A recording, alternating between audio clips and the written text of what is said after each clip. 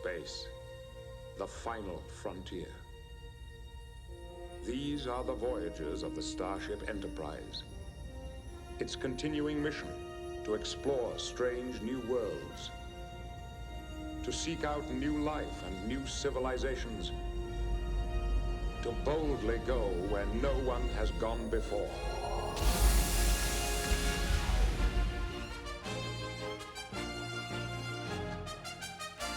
Welcome to TrekChatz.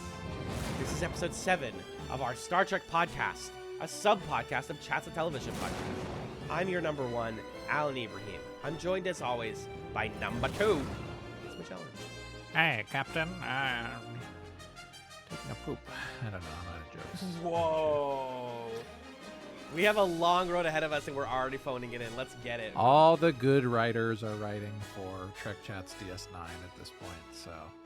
Yeah, we kind of... These are just like the recycled backup plots from TrekChatz jokes. Yeah, it's all the poop jokes that we threw out over the last 7 years. Do you think that's why Mott the Barber wasn't in this season? It's because he's in DS9? Yeah, I think 100%. Let me just check Memory Alpha real quick. Yeah, please do that while I talk to people. I'm just going to give you a happened. thumbs up, thumbs down if Mott the Barber is in DS9. Okay, great. Yeah, I'm looking at you right now. I wish we did a video podcast. That'd be fun. That would be nice. Hey guys, what's going on? It's been several months since we've done TrekChatz. We missed you very much, and we hope that you missed us talking about Star Trek, specifically the Next Generation Star Trek. Every 3 months, when there wasn't a strike going on, we would cover an entire season of Star Trek TNG and talk about our experience watching it for the first time, and then rank every episode on a tier list scale. And so we're going to do that for the very final season now, because we made it, folks. The strikes are over. SAG-AFTRA and the WGA have reached agreements with their respective industries, and we're back at it talking about TV for Chats. So we figured we owed you this one. It's been a while, and we're going to do the damn thing. I'm looking right now to see when TrekChatz Season 1 came out. Oh, boy. That was April 2022. 2022, yeah.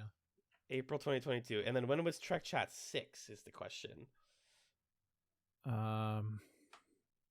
a good question. TrekChatz 06. I have the Mott the Barber facts, by the way. July 9th was the last TrekChatz, so it's been... Whoa, it's been 4 a months. while. Golly gee. Oh, we only ate one extra month. That's okay. Too long. Give me that 5 months. Hit me with that Mott the Barber fact, by the way. So, Mott the Barber doesn't appear in DS9, I'm sorry to say. He's in... Watch him be in Picard. Shut up. Well... No. Light Picard spoiler. You want a light Picard spoiler? Yeah.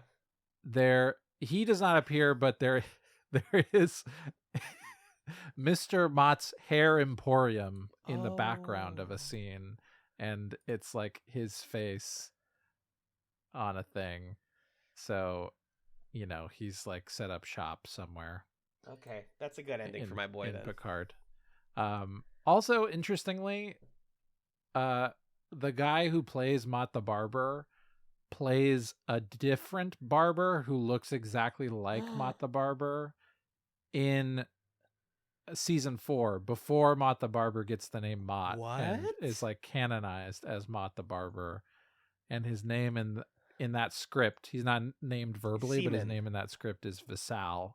Oh, Visal. And so there's all this stuff on Memory Alpha about like, it's not clear if they're meant to be the same character or brothers. Bruh. So he also played he played a seaman in the Times Arrow episode, the one where Data and Guinan and company go back to Mark Twain era. God. Uh-huh.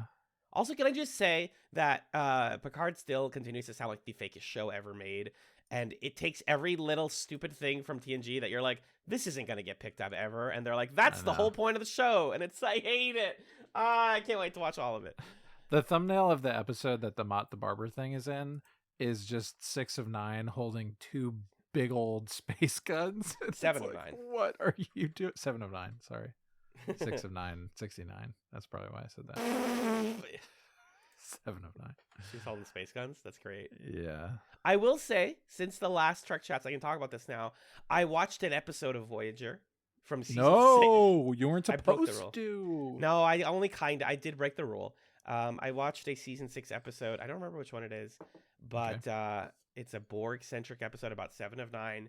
And the reason I watched it was I had a really brief, deep fixation with Station 11, rewatching Station 11 because I bought the 4K of it.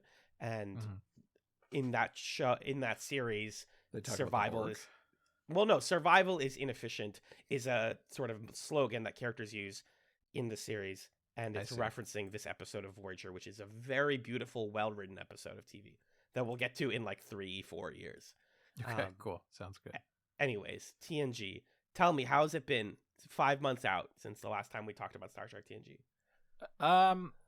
Pretty good. I moved since then. Turned 30. Flirty and thriving. 30, flirty, and thriving. Life's been pretty solid, I would say. Really good. Yeah. So we're ending on a high note here. And on a personal note, I hadn't even when did the season 1? That was April of 2022, right? Yeah. Yep. I hadn't even met my girlfriend at that time. Wow. Here we are. And now her commentary is interwoven into season 7's notes. Yeah. I watched most of it with her, so that's the dream, man. I love that for you. It was lovely. So yeah, things are good. Good. I'm glad. Yeah. And you watched season 7. We finished it. As for myself, I did not move. I'm still at the same job. And since 2022, yeah, I'm still at that job. I'm trying to leave soon. We'll see how that works out. And I am doing well. What can I say? I had a wacky summer for a multitude of reasons. But other than that, it's been a pretty standard year for me. Lots of growth, lots of TV. We didn't get to talk about TV for a couple months. I did mention in the Chatsum segment last week, I watched the new Scott Pilgrim thing. I watched Station 11, a bunch of other stuff I've talked about in the Chats Discord if you're interested. But anyways, let's get into it. Season 7, the final season of Star Trek The Next Generation, aired in mid-1993 into 1994. This was coming out concurrently with DS9 Season 2, the back half of Season 1, I believe, in Season 2 of DS9. And it features numerous crossovers with that show. As Magellan kind of referenced earlier, this season felt, I think we can both agree, like a sort of a farewell to the show, and also a kind of like it's on its last legs. This is the last breaths of a wonderful, wonderful show that has simply run its course. We're at like almost 100 episodes. Actually, no, we're more than 100 episodes, right? Is that the case? Yeah, definitely. Yeah. And so we're in syndication, and we're kind of just, I'd say, getting into my takes on the season. We're kind of like, we're using the leftover scripts that we didn't film yet. That's how it felt for a huge majority of season 7. What about you? Yeah, I think I was very fond of coming back to the show, especially since we haven't covered TV in a while, and I've grown to really love TNG. And also, like I was saying, girlfriend of the pod, Amanda, watched most of the episodes of the season with me, and so I also got to experience especially some of those episodes that are kind of in like that the second fourth of episodes, which is kind of the sweet spot of the season, is where she watched a lot of them with me. So to see those pretty good episodes through the eyes of somebody who hasn't watched very much TNG at all and was hooked into the show by that stretch was really refreshing. And so even though it's like, to me, some of this stuff is kind of, we've been here before, or it's not drastically changing the dynamics or whatever, it still has that TNG magic to it. And then, like you're saying, a 25, 26 episode season is just so long. And when you're the 7th season following on the heels of 6 other seasons that have had that many episodes, there's only so much territory to cover. And it starts weirdly, this season started to feel more and more like season 1 of Star Trek TNG by the end of it. Yeah. Where they had like gone so deep into developing these characters and exploring different aspects of the world that they ran out of runway that they had given themselves, and they had to go back to the season 1 thing of like inventing people that look like humans but have a weird forehead and have like a made up problem. Or doing the Babylon 5 season 1 thing of like, well, that character that you know has a mom, and let's talk about that. Isn't that sad? Yeah, so there was a lot of kind of a weird mix in this season of episodes that paid off several other episodes that had come before, or seasons of a character's development, evolved character relationships, mixed with episodes that just felt like total arbitrary, well, we gotta have a plot and fill some time. And I think that's just a mark of like where TV was at this point in time. And it's understandable because when TNG started, what did people want? They wanted to know that every week I can sit down with the crew of the Enterprise and have an adventure. And that's the thing I need. And I think by this point in TNG's lifespan, the Star Trek writers, the storytellers, the people who were creating the shows wanted to do something different. TV wanted something different. And TNG as a structure just couldn't quite support that new direction, which is fine. And I think it goes out gracefully as a result of that. Yeah, you make a great point about how the changing nature of television, I think in the, like, we're firmly in the mid 90s now. We're no longer in the 80s or the early 90s. We're in the mid 90s. And there's a little bit more of social commentary episodes. We have some great stuff about climate change. We have a lot more family stuff, secret parentage. This is a big era for soap operas, so secret parents, secret children is in the popular discourse. And what I thought so interesting about season 7 was its fascination with legacy and like referencing really deep cut stuff from previous episodes that were like not good episodes and like didn't need to be referenced. Like you didn't have to go, hey, that Ferengi from the battle in season 1, he has a dad and he's fucking pissed. It's like, what? I guess you could do that. It's just, but in a way I like that though, because it rewards you for doing exactly what we've done here and watch the whole show in as tight of a timeline as we realistically could have done, about a little over a year. And I found that very charming and satisfying. Like, oh, yep, they're doing that again. I found that more charming than, say, like the DS9 crossovers, which started to feel like you should be like the rest of us and watching both shows at the same time. Contemporaneously. Yeah. It was definitely there. That is a thing too that you're describing, of also these episodes that are referencing outside episodes, because I was also struck by the number of episodes that are referencing something really obscure. And like, I'm over here having podcasted about every episode of TNG so far, and you're like, who, the battle? What? Right. I'm like, am I supposed to know who this is? Or like the freaking Traveler shows up and you're like, come on. Yeah, again, okay. season 1, yeah. I guess we're doing the Traveler stuff. And that's kind of fun to me, because there's this vibe of like, well, the show's ending, so we're just going to do some stuff that like only the diehard fans who've been watching this obsessively in syndication or have VHS tapes or whatever are going to get these references. And we don't mind alienating people who are like, huh? Because those people aren't really watching anymore anyway. Yeah, they're watching DS9 or they're watching other shows. Watching DS9 or something else. And yeah, the DS9 crossovers, I think it's a mixed bag of some of them being like, oh, it's Quark. All right, bye. Sure. And then other ones that are doing cool Cardassian, Bajoran stuff. So there's a mix. I definitely was a little bothered by the kind of commerce side of them advertising their other show. Yeah.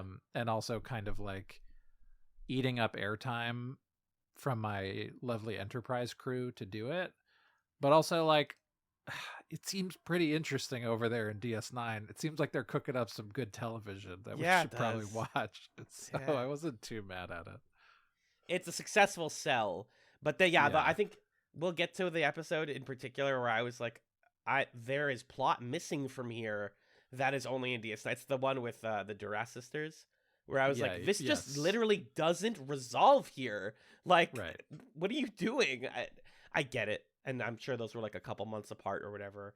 But like, it's also It was just a really little important to it's important to remember how long TNG had been on the air. You know, at least 7 years. Yeah. Yeah, assuming each season was for a year.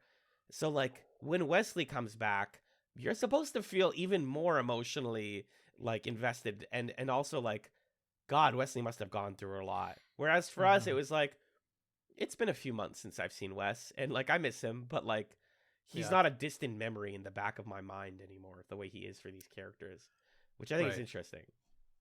Yeah, I can't think of the last time that I followed a show over 7 years, right? Yeah. So yeah. there is something also about like streaming all of this that's kind of hard to retrieve, because the experience of having watched a show like TNG at the time is you're watching the episodes when they're fresh and out, and then you catch it on TV and you rewatch episodes in kind of this timey-wimey, out of order sort of way. So you just create this vibe for 7 years of like the TNG crew is it's around, and then all of a sudden it's ending. Mm-hmm. And that's really interesting, and it's something that I don't know if I'll ever experience that again, if I ever have, in that specific way, which is kind of a bummer. But you know, TV's different now, and you make trade-offs like access and convenience. You end up losing some of the things that you tell yourself are fun about inconvenience, like the way that we kind of romanticize things being inconvenient. Well, But, and there's just way fewer dramatic television shows like this that last 7 seasons now. Like they don't. Yeah, at least that I'm as long. watching, because I know Yeah. people are, gonna tell me that there are shows like that right now, and I'm sure there are. But like, I'm definitely not watching them, and I'm definitely not like sitting on my couch scrolling through the channels looking for something to watch and catching reruns or episodes in syndication. Like I think of, Yellowstone and its spin-offs, and that's kind of similar to this, but also like, Game of Thrones went longer than this, and Right. yeah, they reference stuff, but it's like it's the same characters growing linearly in Game of Thrones. So it's not like, oh my God, I can't believe the White Walker from season 1 is back. It's like, no, Arya Stark is just Arya Stark for 8 years. You know what I mean? That's the difference, is like there aren't characters in Game of Thrones that are in season 1 that you forget about that come back in season 8 and you're like, whoa, who is that guy? And I think that's just a different way that TV is written these days, is they want to keep you constantly like, these are the people, they're just going to grow and grow and grow, and that's going to be the show.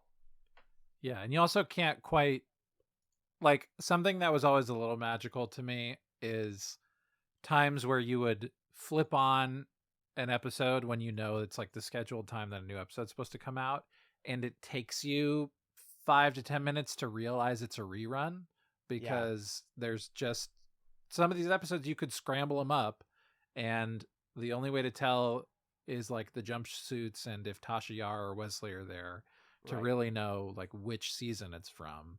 And that's something that Game of Thrones can't do either, because everything is so linear that you can't hit random and have it be a cohesive experience. But you could kind of do that with TNG for the most part. And it would still create the same sort of vibe, which I think is really special. And also, as we see in this season, limits what they're able to do this far along, which I'm interested to discuss.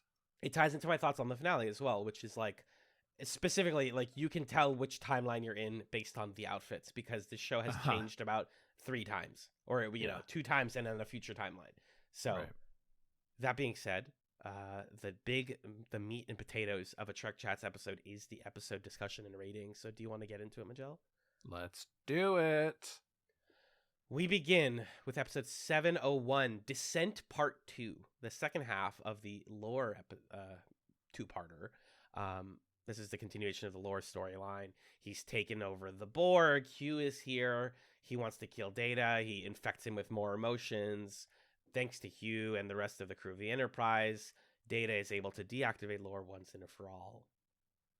This was kind of a hard one to go back to. It felt a little bit like heavy. I was like, what's up with the Borg? Oh, right. So Hugh was dropped off and he gave them things, and Data discovered he liked murder, but now he has other emotions, and it's about the subjectivity of emotions, and that's interesting. And Crusher's the temporary captain, and that's cool, but I kind of struggled to like enjoy this one because I spent so much of it trying to like reset the pieces in my brain. What about you? Yeah, I watched this one on my 30th birthday as kind of like a little treat to myself. Like, what do I want to do on a Wednesday when I turn 30? I want to stay in and I want to start season 7 of Star Trek TNG. And I fell asleep about 30 minutes in, and it was great.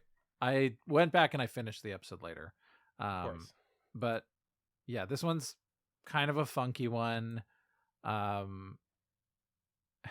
And good on them for trying to like do this thing that brings in lore and brings in Hugh and ties a bow on these different plot threads. I appreciate the goal that's being set forth here of like, in season 7, we're going to try to answer all the questions that we feel like are worth answering.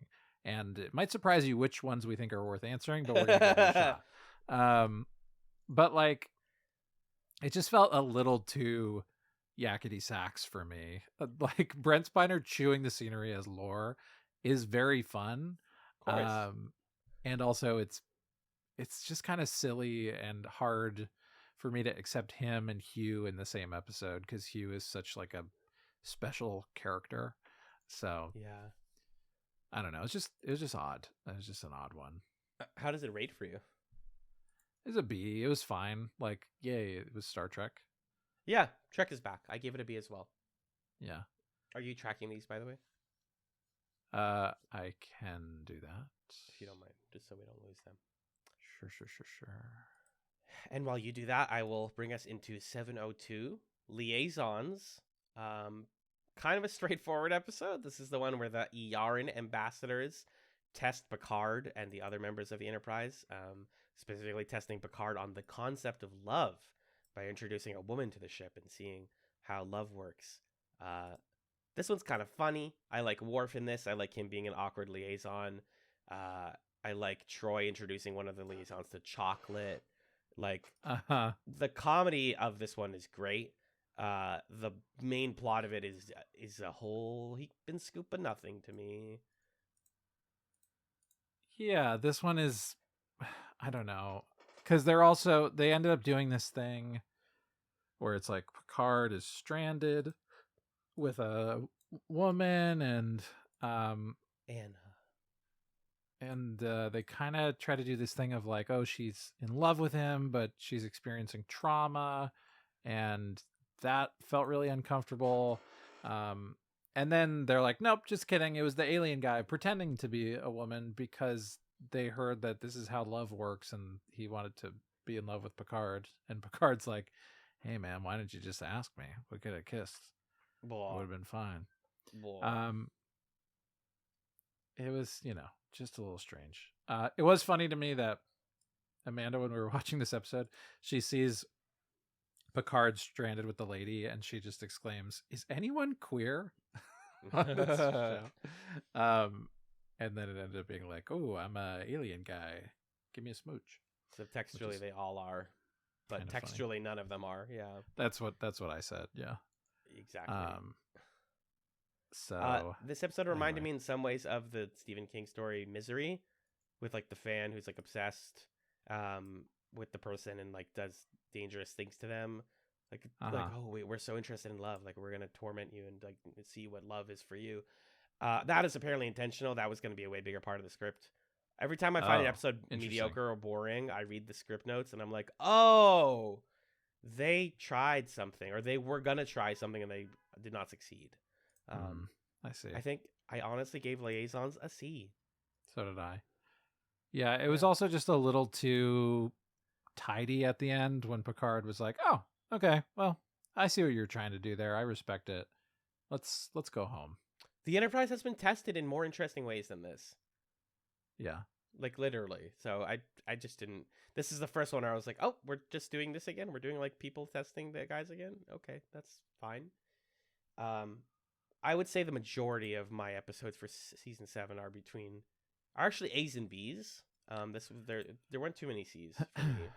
Yeah.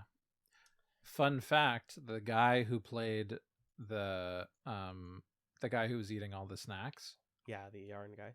the actor, is allergic to chocolate. Oh, I wonder what they used instead. I don't know.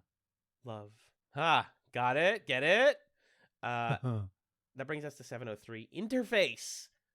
Interesting premise. A high concept premise. Geordi finds somebody who looks like his dead mother while piloting a remote version of himself, but it's actually aliens crying out for help from the Enterprise. And so they disguise themselves as somebody who matters to the person. What did you think about the Geordi's mom episode?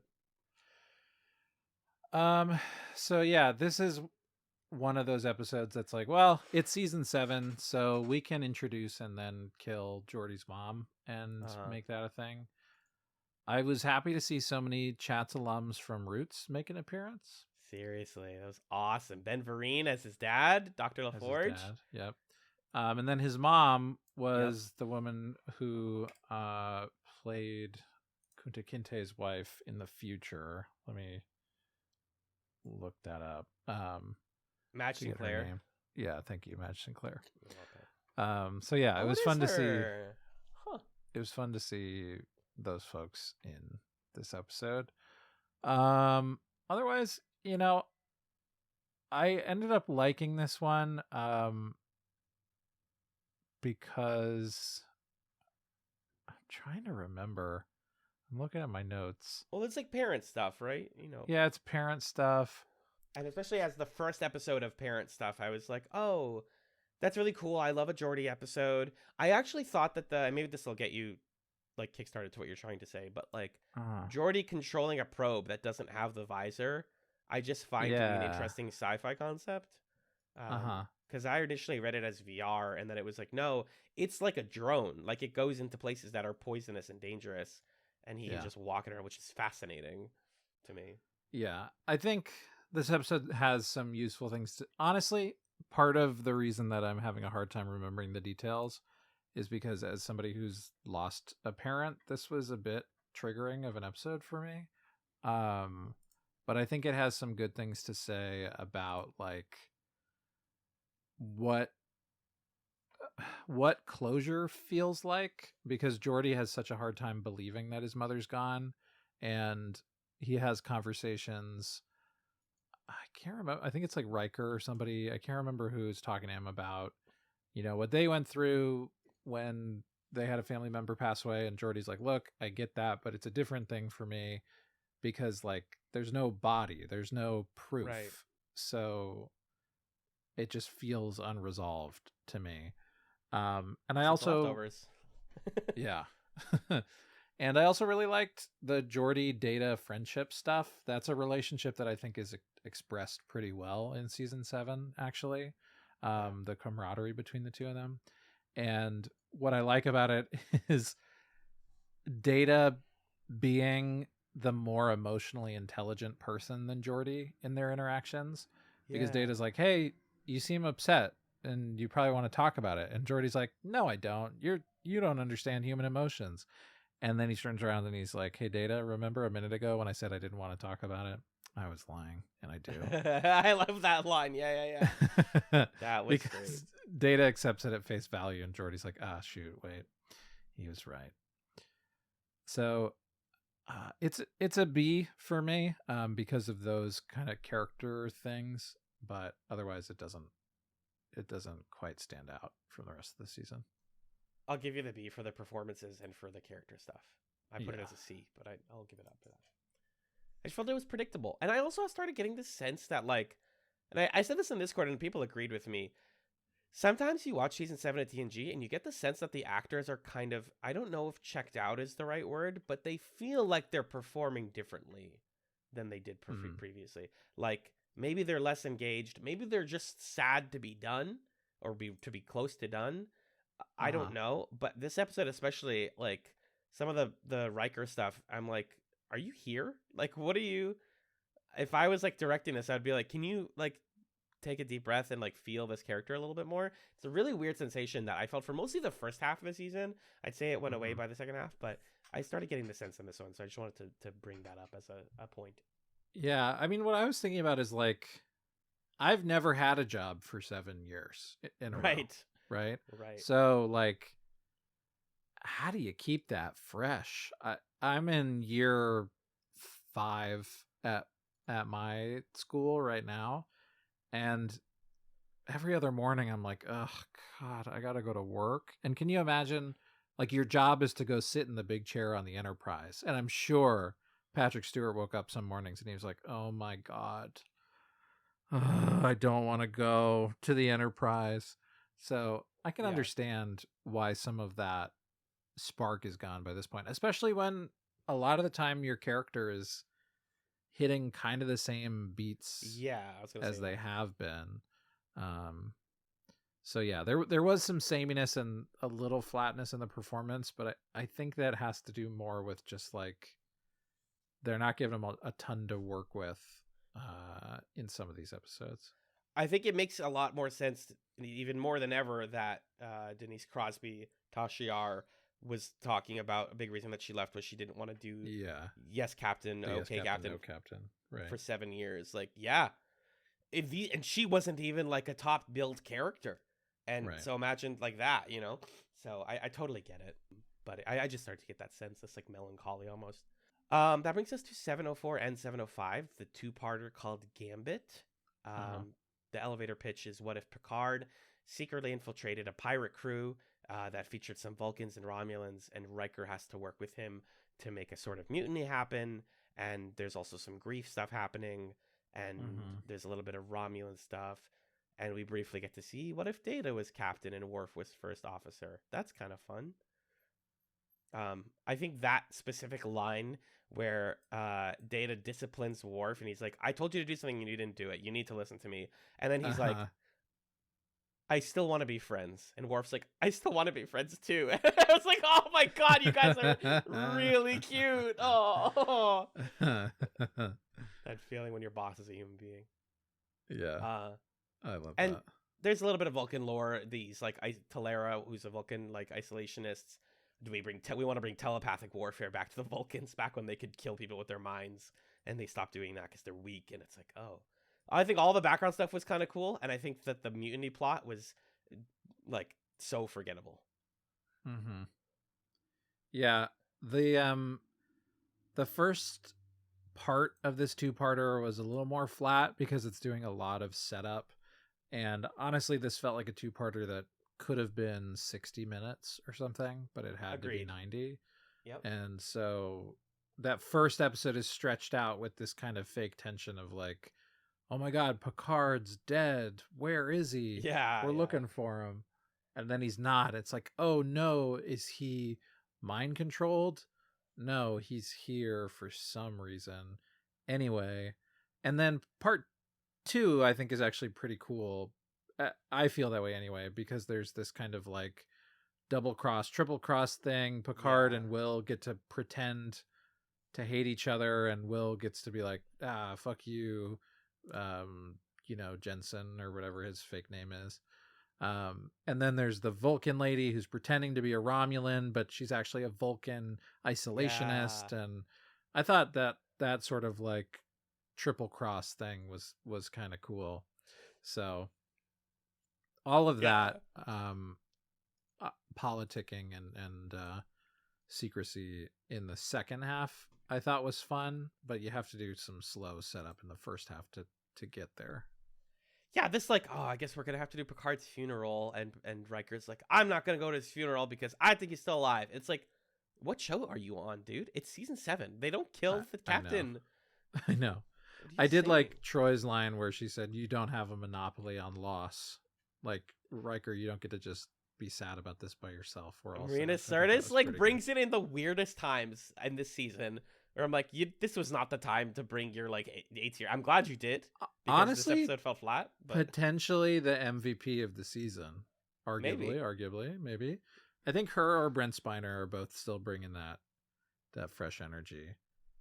Brent is Maybe good. maybe Gates McFadden. The three of them I feel like are holding it down. And LeVar Burton. You know what? Everybody's doing a great job. Everybody's doing Michael a Dorn great has job. a whole episode where he crushes it. No, Yeah. you're right. Michael Dorn's doing pretty good. Yeah, Patty Stewart's got some emotional weight here. He's going, He's all right. He's all right. notice that we didn't bring up Riker at all. I think I think this is a pretty flat season for Riker, Yes. sadly. he doesn't get an episode. I think they just don't know what to do with him at this point in the show. Yeah, I think the franchise starts to forget what to do with him here. Like when he comes up again later in brief spots, it's like, oh, Riker, cool. And like when I saw him as a caveman in a later episode in what was that one, Origins or whatever, Genesis, I was like, oh, neat. That's kind of fun. They got that actor to play like a caveman. That's kind of fun. Yeah. And that's all I felt about it. Yeah, I think they figure out something to do with him at the end of the season when they start to do the Troy Worf stuff, which is a whole thing. Oh, we got to talk about it. But the way that shakes Riker loose, and he's like, wow, I've been philandering and just expecting that, like, the love of my life would be waiting for me to be done sowing my oats or whatever, and now the world has moved on without me, and I was an asshole this whole time. Damn, this sucks. And it would have been nice for that to be what they explore with him in season 7, but they don't get there soon enough, so they don't have much to do with him, unfortunately. It's very midnight hour. Yeah. Yeah, but anyway, I think Gambit Part 1 is like a B, and Gambit Part 2 is like an A, but maybe those both need to go down a notch. I was having a hard time setting the curve on this season, to be honest. I would put those both at B myself. Okay. I do like the stuff in Game Part 2. I think it's a high B, but I don't feel comfortable giving an A to an episode that I barely remember, and I just watched this like 3 days ago. Okay, You know what I mean, that's fair. Granted, I've like devoured Star Trek for the past week. Like, there's just so much Star Trek in my brain right now.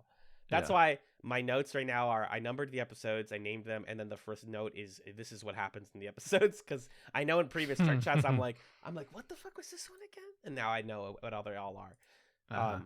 Speaking of episodes that I almost forgot about, 706 Phantasms, which is the one where Data experiences nightmares for the first time, and they manifest on the ship thanks to some invisible bugs. This is technically a Bugs on the Ship episode. Hey, Farscape season 1 action coming in.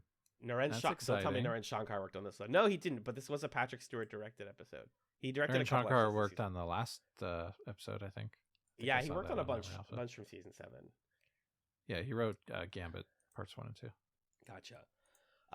He's a big Farscape guy. But yeah, this did feel slightly Farscapey. What if the nightmares were real? Yeah. And especially the sequences in Data's nightmare felt like straight out of Farscape, where it's like Troy is a cake that's being cut and it tastes like mint and peptides. And then you come to the real world, it's like, oh, he cut her shoulder. And it's like, what is going on? This is so strange. I thought it was entertaining. I loved all the the nightmare sequences. I love Crusher drinking out of Riker's brain with a straw while a phone rings. I'm like, are we in Twin Peaks? What's happening? Yeah. Like, Data's nightmares are the ones that I have sometimes where I'm like, I wake up and I'm like, okay, I remember that, but what the fuck did any of that mean? Like, what was that? What was my brain trying to tell me with that one? Like, yeah, there's all these people from my past and like weird actions, and it's like that's kind of sexual, and you're like, what? Right. Well, it's also kind of a cop out, but in a fun way, that Data keeps talking to Sigmund Freud in the holodeck throughout the episode to try to interpret the dreams, and all of his interpretations are wrong. And then he shows up in one of the dreams and says, if I was to interpret my own appearance in this dream, which is kind of delightful. I think we talked in season 6 about like TNG Advanced Studies episodes, and this Yes. feels like one of those where you have to really be kind of into the Data has dreams, and now we're going to explore that. He goes to the holodeck to talk to Sigmund Freud. Da da da da. You also need to be a big fan of Spot, because Spot shows up a ton in season 7, which is Love it. amazing. We were feasting the Spot fans. I loved this interaction that Data has with Worf, I believe. And Data says, and you must talk to him. He's giving Spot away so Worf can watch him while we figure out what's going on with Data. Data says, and you must talk to him. Tell him he's a pretty cat and a good cat. And Worf says, I will feed him. And Data quietly reflects, perhaps that will be enough. Yeah. I love that exchange so much. I don't. I have a joke. Sometimes the show is like, who's the most neurodivergent member of the Enterprise? Like, because everybody's like, Worf gets a couple of episodes to be very, very like socially awkward in ways that I adore. Like with the like ambassadors from an earlier episode, it was like, does Worf not know how to talk to like people sometimes? And then Data is, you know, as we've discussed before, was the show's stand-in for like autistic people, and right, to very mixed results. But sometimes I'm like, yeah, they got some aspects of this correct, you know. Yeah, I love, by the way, when Worf was interacting with that one ambassador and liaisons, who it's just his kink is he wanted to get his ass kicked by Worf, and Worf beats him up, and he's like, yes, thank you so much. Thank you. I'm gonna write about this in my diary now. Goodbye. Anyway. Same. Same. What are you rating Phantasms? Oh, one other line I liked. There's one point where Worf, I forget what he said, but the response from Riker is, Worf, it's better than music. It's jazz. Oh, I love it. You know, I ranked this a low B, but I'm happy going to C on this one. If that's where you want to go with it. I was having trouble setting the curve at the beginning of the season. I actually gave it a high B. Okay. B sounds good to me. Yeah, there's going to be so many Bs this season, guys. Just a heads up. Yeah, it's definitely that kind of season. Well, I noticed, like, when I was looking at best and worst episodes of Star Trek TNG, like, nothing from this season is on there, except amongst best is obviously Lower Decks and All Good Things, and amongst worst is Sub Rosa. And we'll talk about that. But, like, otherwise, it's a very middling season. Like, I just over and over and over again was like, yep, that was fine. Yep, that was fine. Oh, that was also fine. And found myself very rarely, like, lighting up, you know, with any of these episodes. I agree. I'm trying to find the Farscape episode that this next one reminded me of. If I describe it to you, you might remember it from like your old crusty memory. Yeah. But this next one is 707 Dark Page. Do you remember the episode where like Aaron's son goes on a planet and like gets involved with a bunch of gangs, and she's like sitting by a window, and there's like, green lighting? Yeah. Well, spoiler. Can I warning? Jump ahead 30 seconds if you don't want to hear a Farscape spoiler, guys. Isn't that the one where the clone Crichton dies? I think so. Or right after he dies? It's right. It's in that arc. Yeah. Yeah. I know exactly the one you're talking about. Yeah. I love you, dude. Thank you I give you nothing. I mean, that's like one of the best arcs of Farscape, arguably. For sure. So. Yeah. But it's very dark. And so Dark Page reminded me of that because it was like, here's a character you love and care very much about. Oksana Choi, she's back after, you know, taking a break for a season with Gene Roddenberry's death. Majel Barrett is here. She's playing Oksana. We're so happy, but she's not. And the reason is that she's become an ambassador for different groups of people. The Cairn race has a child named... I don't remember the child's name, but she's played by Kirsten Dunst. Yeah, which is in a wild cameo. And it reminds her, it re-traumatizes her, and she reveals to Deanna that the reason she calls her little one is that she had a first daughter named Kestra, who died when trying to save her pet at a very young age, and Deanna doesn't remember her, so she kind of bonds with her mother over this sister that she never really got to know.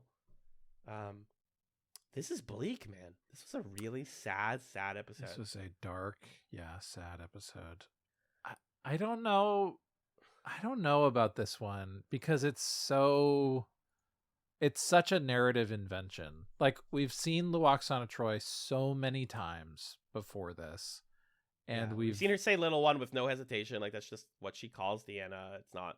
Yeah, so this is like a major retcon. It's a huge reveal. There isn't anything that's hinted at this.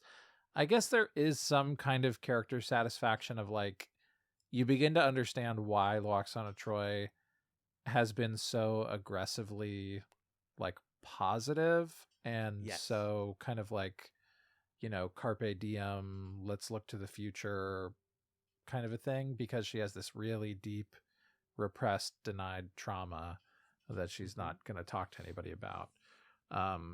So it makes sense from a character perspective, but from a narrative perspective, it was a little hard for me to suspend my disbelief because it just felt so arbitrary. So yeah, I don't know about this one, really. I feel very mixed, and I think that both Barrett Roddenberry, I guess, and Marina Sirtis give, like, top tier performances here, which is always a huge 100%. Plus for me. Yeah, and this idea that, like, telepathy takes a toll on you, and when you're older, we've talked about this with Luoxana, but, like, that already adds to the trouble. Being a woman adds to the trouble. Being a telepath, being an ambassador who deals with, like, stressful situations. So she's under a lot of mental stress, and the nicest people I know are often using that humor and kindness and warmth as a sort of mask or a way of dealing with trauma. Mm-hmm. So all of that stuff's, like, pretty interesting, but it fits into a weird place in the season for me. I think I just I missed Luoxana very much. Yeah. And was able to appreciate that despite the, like, reveals and how sad they were. Speaking of Luoxana, can you please tell me what Amanda said about her? This is one of the Amanda quotes. Amanda turns to me and says, she says, "Can you search up Mrs. Troy's Star Trek Jewish mother?" And there's stuff about there that's like Luoxana Troy is the Jewish mother in space or whatever, which is pretty fun. Exactly. So I like that. I also, the dude in this one, loved his shirt. Oh my god, that haircut though, with the brain coming out of it. Ugh. What the heck? Wild shirt. The shirt was fire though. I like the part where Luoxana tells him, like, "Hey, my daughter's, like, single, right? She, like, doesn't have a guy friend. I'm just telling you, just a heads up. Like, I know moms who do this kind of thing where they'll be like, "Hey, did you know my daughter's single? Did you know? Just letting you know. Like, heads up. Do you want to maybe date her because she's getting older?" Anyways, I'm gonna move on and be chaotic. Yeah, there were multiple moments in this one where Amanda was like, "Oh my god, she's my mother." Yeah, that's just funny. I think, where does this rate? It's a low B for me. Yeah, I think that's right. I almost put it A.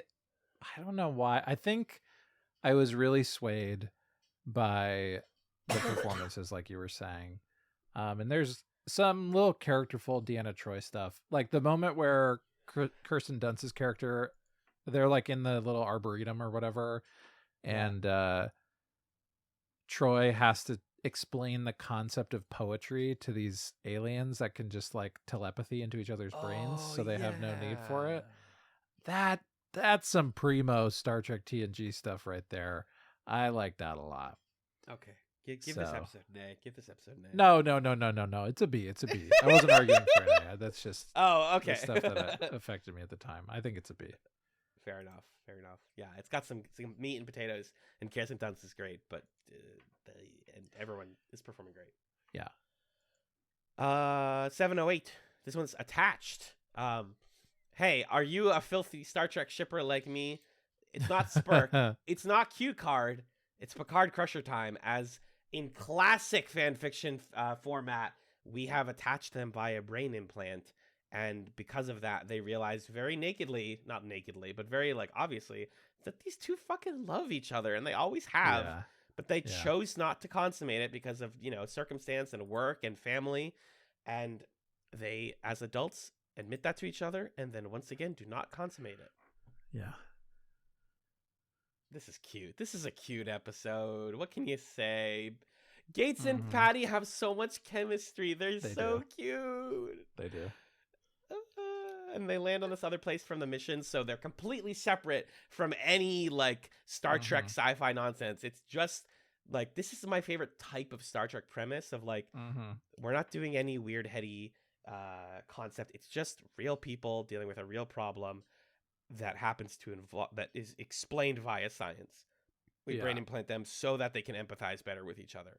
Right. I think some of the moments where TNG season 7 works the best for me is when they say, okay, here's our last, or one of our last chances to explore this relationship. And so we're just going to create a situation where we put these two characters together. We see what it's all about when they are in the same room together. And that's what we're doing. And then some of the weakest moments of the season are when they put a character that we know really well with a random new character who we don't know. And they say, well, what would happen if this character we know really well met someone you've never heard of before?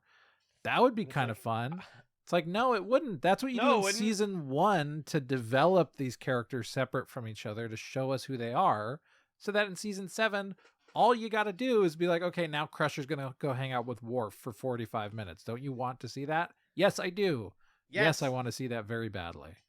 But yeah, they were delightful. I loved how they were finishing each other's sandwiches all over this episode. Did you say Worf? Did you mean Picard? No, I was proposing a hypothetical other episode that we didn't get to see. That sounds awesome for what it's worth. Right. Sorry. Yeah, and like you're saying, I love that it breaks down the barriers and they're able to say how they feel about each other. And it doesn't end with them being together because the problems didn't go away. The barriers didn't go away. It's just out in the open now. It's spoken instead of unspoken. Oh, I'm like, fuck it. It's just catnip to me as somebody who loves romance. There's some like extra stuff in this episode that I find fun and interesting. These like the two races, the Kess and the Prit. I think it's so funny that the conflict that they're having. The conflict that they're having is which one of us gets to join the Federation. And it's like, dog, wait till you see the second half of this season and DS9. You don't want to join the Federation. Yeah, right. Nobody should join the Federation. I have a running theme. I have like a tag on my episode, on the episode notes that are like, this is one where the Federation is extra evil. So just stay tuned for that. And it's also a fun foil to the Crusher Picard thing, because the Prit and the Kess squabbling, it kind of comes across as like a lover's quarrel almost, in terms of like, you feel like you're in divorce court or something when they're hanging out on the Enterprise together, arguing over, well, maybe you did this and that. And so it's kind of a fun thing to offset tonally what's going on with Crusher and Picard, having these very tender emotional reveals to one another. I also love the line, I think it's Picard who says it, when he and Crusher are talking about like all of the surface thoughts that they're having and how much he's noticing that. And he says how much clutter there is in a consciousness. Oh, bars. You really, not only was Patty a like Shakespeare actor, he was like going back and forth between doing Star Trek and Shakespeare. Like, I was reading, there's an episode later in the season where they do Data as Prospero in The Tempest. Patrick Stewart literally played Prospero like the same year. Like, that's funny. The dude knows how to deliver Shakespeare lines. It's Shakespearean lines. He's so good. Them saying "I love Firelight" in sync with each other, that's hot to me. That's romantic to me. Them both turning to each other, her listening to his brain and being like, well, what do you want? And it's like, all it shows in your brain that you want right now is coffee and croissants. And I was like, no, same. Yeah, that was funny. They're both like, oh, I guess we both want a simple breakfast. Oh, that's good. That's good. You're adults. Yeah. This episode was written by Carl Sagan's son. Really? Yep. And directed by Jonathan Frakes. Oh, I think I wrote this about a later episode that Frakes directed. I know we have there is complicated politics behind who got to direct which episodes of the show. I think Gates only ever got one episode. Patrick got a ton and Jonathan got a ton. Uh, I think Frakes is not my favorite director on Star Trek, is what I'm going to say. I think he uses things like the steady cam, like the handy cam where he shakes the camera way too often in like ways that are disorienting for this show. And I think he sometimes doesn't even direct conversation super well. This is a problem that gets way worse when he directs episodes of Star Trek Discovery, which we'll get to in about a decade. So don't worry about it. Anyways, I just had that thought with this episode and with some later ones that he did. This is an A episode to me. Yeah, I think that's right. It's a comfortable A. It's very fun. It does what it needs to do, and it gets that in and out. Nothing remarkable, but good. Yep. Solid A. 709, Force of Nature. It's the climate change episode, guys. A society asks Starfleet to stop using warp. For the love of God, you're literally killing our whole planet. Starfleet says, how about warp 5? And we're just kind of left to sit with that, understanding that this is checkmark Starfleet is evil episode 1 of the season.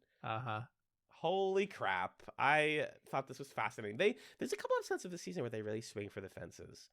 And I think like this one by the end, when Picard is like, we still have time to make this world better, is like, you're doing climate change. You're explicitly doing it. And it's in 1993. And I'm really impressed that you guys tried for this. The metaphor works for me. Yeah, same. I like how explicit it is, but it's about a believable sci-fi concept.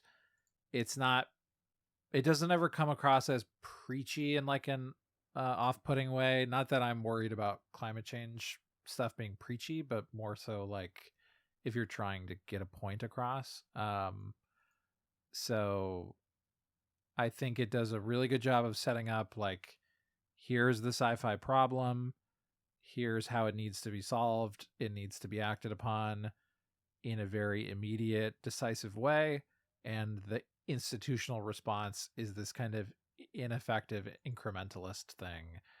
We're kind of left with at the end of the episode saying, oh, this feels bad. And Picard at the end of the episode is talking to Geordi saying, oh boy, I've done a lot of warp traveling. Yeah. I've probably been fucking up space. Oy. I've probably killed a society, huh? We've had that. Yeah.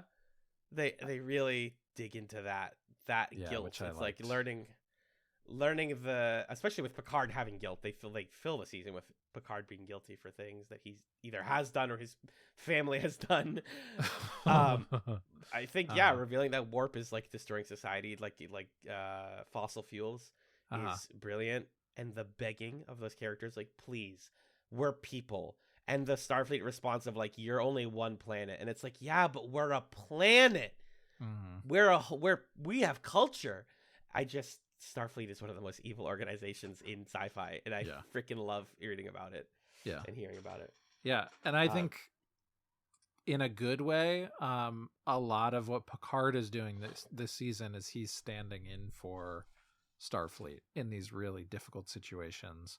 And he's kind of towing the party line for a lot of it, or he's at least this bureaucratic figure who gives people unsatisfying answers and has to be pushed to do something more radical, which feels true to life, and I think is a good place for us to see Picard and examine him as we leave him as a character.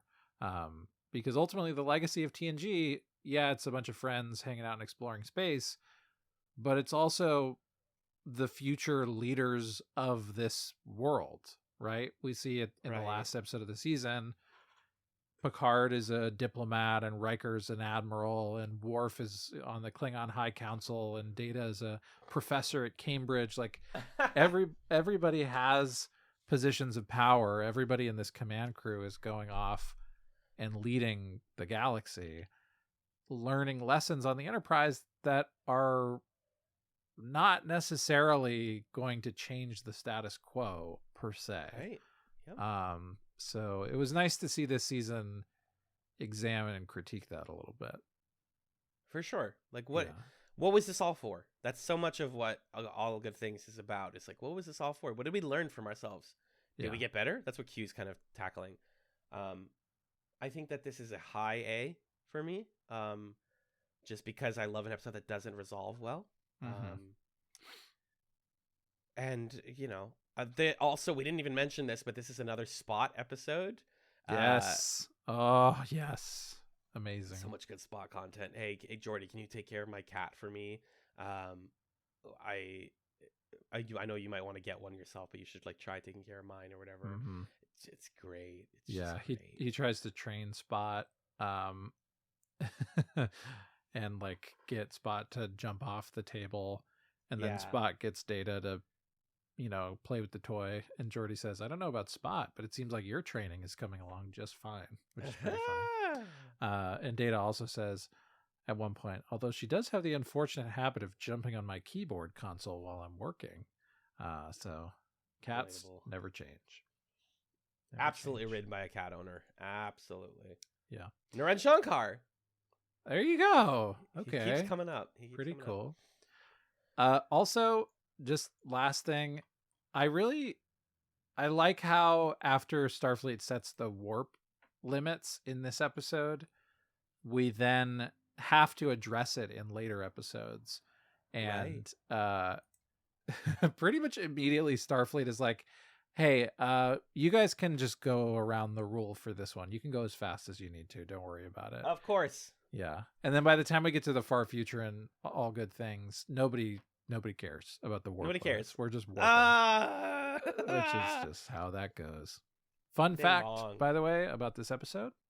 Sure. It came out on the day that I was born. Whoa. Yeah. That's incredible. Wow, the climate change episode came out on Magellan's birth. Yeah. Amazing. Really, the cat content felt like the most important to me. Do you think Mrs. Magellan's mom was watching this in the hospital? No. I think, fair enough. I think the family missed this one that night, probably. This is an A tier to me, I think. Yeah, easily. Yeah. It's hard for me to give something an S tier, and I didn't feel like this earned that, but that's comfortably an A tier. Yeah. Moving on. 710 Inheritance. This is the one where a woman who claims to be Data's mother comes on the ship. We learned that technically she is and is not his mother. She is an android that Dr. Soong created in the image of his mom, or in the woman that he was married to. And Data wrestles with the philosophical question of, do I tell her or not that she's an android? Yeah. Wow. I was surprised. I thought that was a big surprise when it's like this whole time she's like, I'm your mom. That's what I know I'm to be. And he's like, that doesn't make sense. That doesn't track. Yeah, and then I love the scene where he figures it out and he's like, I played music with her on stage and she played it exactly the same way she did in practice, and humans don't do that. And I was like, damn. And he like lists all the other different things that she did perfectly.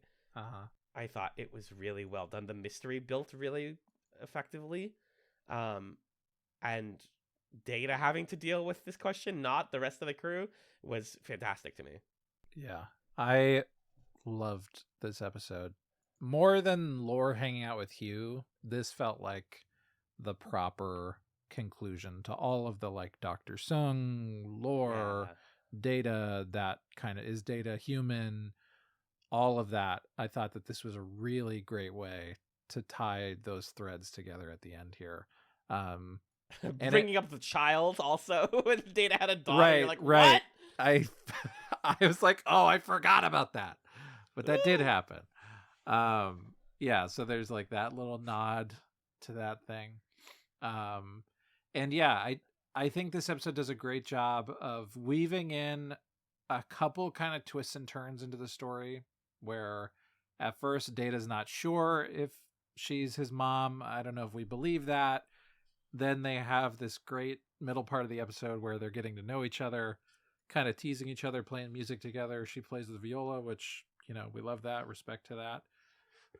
And then she does this reveal of basically saying, like, I wanted to leave you for dead when we were fleeing the crystalline entity, which I also didn't think was going to get a mention, but it did. And so that was a great twist. And then, yeah, like you were describing, the second twist of the episode, which I also didn't see coming, that she was an android. created by Dr. Sung to replace his wife who died, and then the android left him and he died alone. Yeah, that was really good. Dr. Sung, I do not know how I feel about that cat. Hoo-wee. That guy gives me the heebie-jeebies, I gotta be honest. That's where this episode gave me big Astro Boy vibes. I've been watching that Netflix show Pluto, which is an adaptation of a comic that's kind of like an Astro Boy thing. Mm-hmm. And in that, the scientist who makes Astro Boy is also very morally compromised. So I always love thinking about that. Like, it's the Geppetto story, right? Like, if you make the sun, what are you sacrificing? Why are you making that? Things like, we had to give you a modesty a chip so that you would understand that you're naked. Like, just fundamental things that, like, your standard science man doesn't consider until he has another human look at this and go, like, you gave him too much emotion. That's going to break his brain at some point. Or he doesn't know how to wear clothes. Like, little things that just... these little moral quandaries that I found so interesting. I did note that this kind of felt a little similar to Dark Page at first. Like, does like the relating to your mom, realizing things about your sibling and your family. And I think that's just, again, like a recurring thing this season is parents and children and secret families. Right. Or it's like Interface where, yes, hey, you have a secret mom. And exactly, that's that. But yeah, I think it's a nice little conclusion here. That Data, I don't know, the Data ultimately is confronted with an android who like fully has what he's always wanted. Like, they are convinced that they are human, and as far as anybody can tell, they are, and he gets to decide what that means for that being and like what kind of awareness that being is going to have of their existence, which is a really cool thing for Data to have to figure out. Yeah, absolutely. I also just my detail here when he talks to her, and I think he gets like the message from Dr. Sung that's like, yeah, I made this program in case you cracked her brain open and looked into it. I also made it with the contingency that Data would crack it. Like, it's so interesting that he made like a special sub routine that's like, if anybody like opens her brain up, this is what it's going to say. If Data opens it up, which he will, then this is what it's going to say. Like, he basically knew this whole thing was going to happen, which I thought was kind of cool. Yeah. This is an S tier for me. Yeah. High A, low S for me. I'd give it an S though, because it's Data content and we love that so much. Yeah. Another character-centric episode. This is 7-Eleven Parallels. Yeah. It's Worf's birthday. He just got back from a hockey tournament, and he's stuck in a time loop. He's stuck in multiple different, not time loops, but different dimensions. Like one where there are Cardassians on the Enterprise, one where the Bajorans won the war, and one where Wesley is here for some reason, and they never comment on it. Yeah.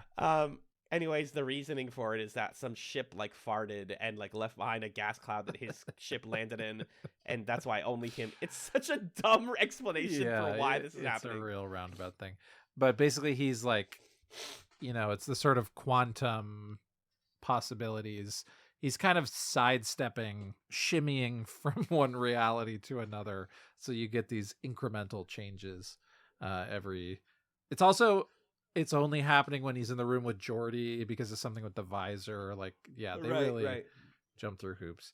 I really enjoyed this one. I think it does a good job of, even though the sci-fi reasoning is so convoluted, the sci-fi concept of I'm going to sidestep through these different realities and think about the lives that I could be living, it feels very appropriate for a birthday episode to me. Because totally, at least, in my experience, when my birthday happens, I can't help but have those thoughts of, what would my life be like, though, if I had done this little thing differently or this little path had gone this way? Yeah. So I love that. And again, Marina Sirtis is the MVP of this episode, I think, because it truly broke my heart when we got to, like, I knew that there was some Troy Worf stuff in season 7. I'd heard whisperings of that, and coming into it, it's like, oh, that's so dumb. Troy and Worf. Yeah. And then you get to the scene where she's like, it's hard for me to accept that there's a reality out there where you never loved me. And you're like, oh, Ow. Deanna, I'm so sorry. That moment where she's talking about their kids and Worf's like, we have kids? What about Alexander? She says, oh, Alexander doesn't exist here. Yeah. And you're like, oh, wow. This is a real gut wrencher of a thing for Worf to experience and then just go home afterwards. Yeah. So, yeah, I thought she did a great job, and I really liked this one. Very human. Ultimately, why TNG is a great show is that no matter how sci-fi they get, we come back to the human element. And yeah, this is an episode about aging. It's not just about like going into parallel worlds. It's about what if, I think about this stuff all the time. What if I had gone to dental school, for example? How different, what characters would be in my life? What if Cardassians decided to join the Federation and they were on the Enterprise? How weird would that look? I think that stuff is all handled very, very well. I think that I felt weird about the Troy Worf stuff at first, but by the end of the season, I understood it.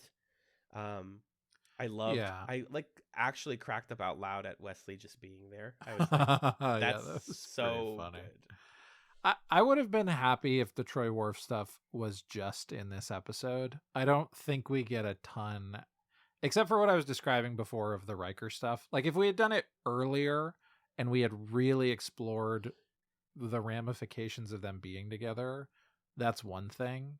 But as it stands, I think this could have functioned perfectly well as what I was describing before of like, it's season 7.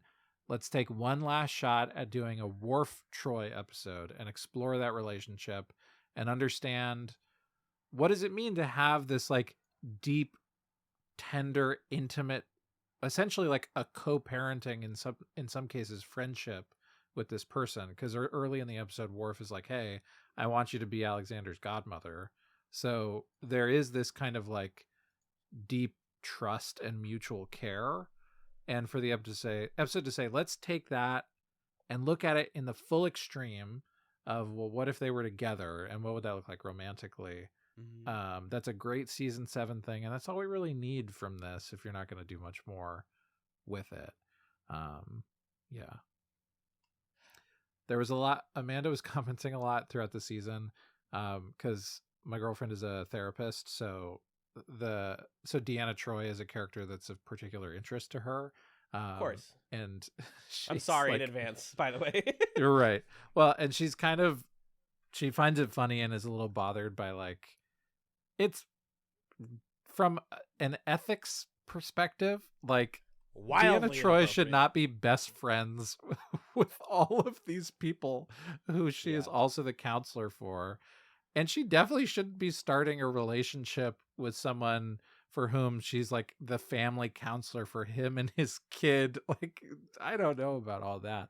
That doesn't quite feel feel ethical, but anyway. Shouldn't she not have taken the job on the same ship as her former Imzadi? Like, what are we doing? Well, in her defense, Riker took the job on her ship, so he should have done that. Speaking of Riker, go ahead. Just last thing on parallels. I really liked them singing for "He's a Jolly Good Fellow" at Worf's birthday, but the Klingon version, and he says that is not a Klingon song. That's fun. And she's like, "There's no word for jolly, for jolly in Klingon." Klingon, yeah. Where do we rank this one? Did we rank it? No, I think I would give this a high A. Yeah, I think that's right. I eat it up. I eat up Worf content like it's candy, and this isn't even the best Worf episode of the season.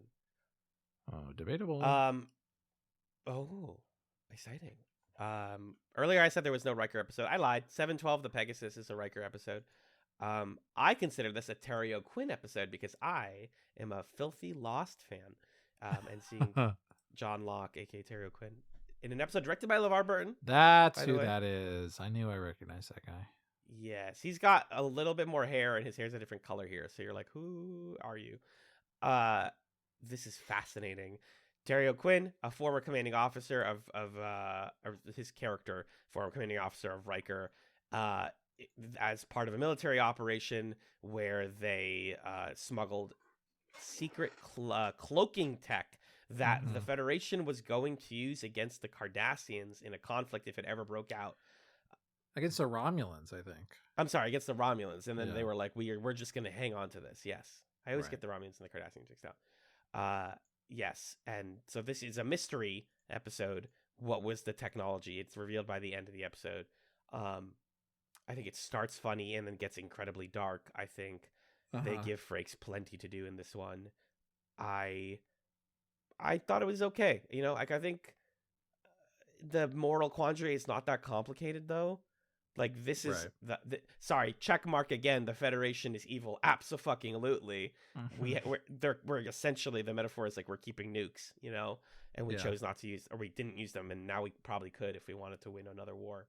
I think his commanding officer character is really good performance, but otherwise, it's just like it's a military drama. It's solid, right down the plate for me. Yeah, I think this sits in a similar place to me as The Dark Page, where it's an episode that's making a reveal that makes sense from a character perspective. It like, once we do this retcon, you understand Riker a little better. You understand why he's so obstinate, why he kind of like undercuts or disagrees with Picard so much, and it's because he made this really crucial mistake of being loyal and standing behind someone who was doing entirely the wrong thing and didn't like listen to himself or his own opinion. So he's almost like swung too far in the other direction over the course of the rest of his career. I think that makes a lot of sense from a character perspective.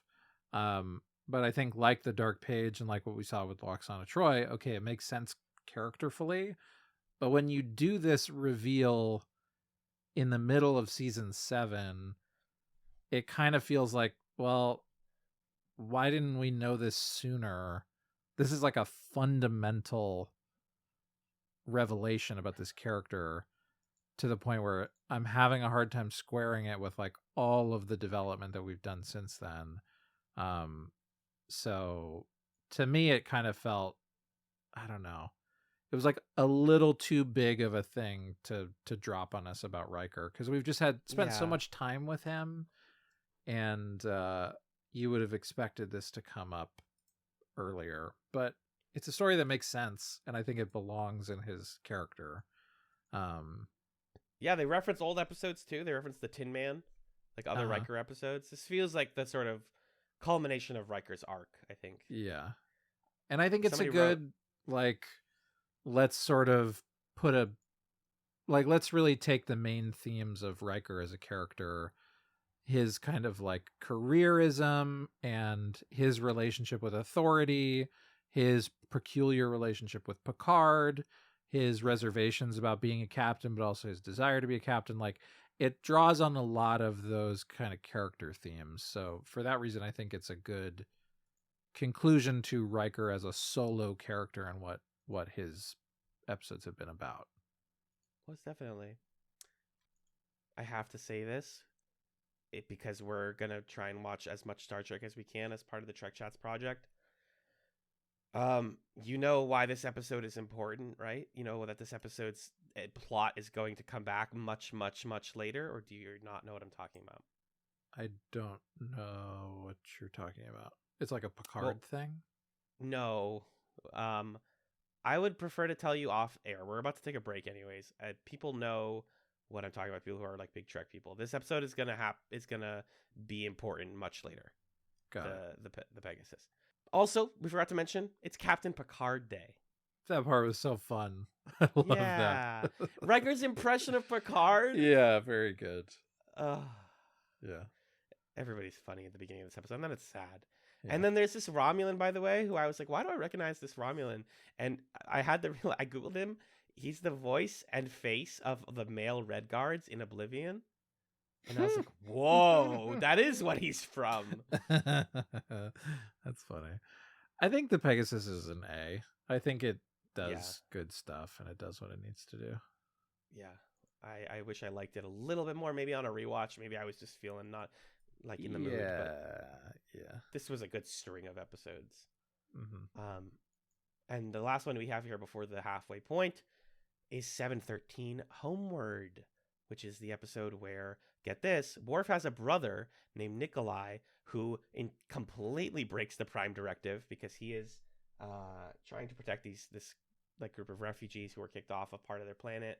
And when that planet's about to blow up, he sneakily teleports them onto the holodeck so that they don't know that their planet got destroyed. And him and Worf have to pretend to be gods of these people. It's really weird. I watched this episode with my friend Kyrie over Discord. This is a really weird episode to jump into. It's kind of like a Star Trek 201, maybe 301 episode. Because there's so many layers of like the holodeck, what the holodeck does, the Prime Directive. Like it's a little advanced. Mm-hmm. What did you think of Homeward? Well, first of all, it's just kind of hard to buy. Like Paul Sorvino is a great actor. Yeah, great It's actor. hard to see him and not think about Goodfellas because same thing. Yep. Just like such a Goodfellas character. And again, they're doing the fucking like Babylon 5 season 1 thing of here's your brother who we never mentioned before. And you don't need to invent family members at this point in the show. Worf has a lot of them that we could visit and do stuff with. And we do that later in the season. Yeah. He has like his foster parents. He has his brother, his son, all of the Klingon people. Worf has enough characters who we want to check in on and see what's up with them.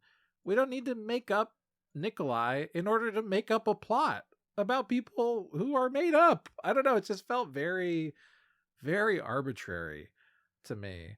And I've felt this way the whole season also, that the character design for the different aliens was like real boilerplate. It just felt like they had a warehouse full of noses and foreheads that they hadn't used. Totally. And they were like, all right, this is an alien here, I guess. Yeah. And like ultimately I do think if you're trying to make a playlist of like Prime Directive episodes, this is a pretty good one because it really gets into this gray area with the Prime Directive of, okay, I understand non-interference. If we can trick them into thinking that we never interfered in order to save them, isn't that the Prime Directive as opposed to just letting them die, which would be the end of their civilization? So that's kind of an interesting, heady philosophical debate.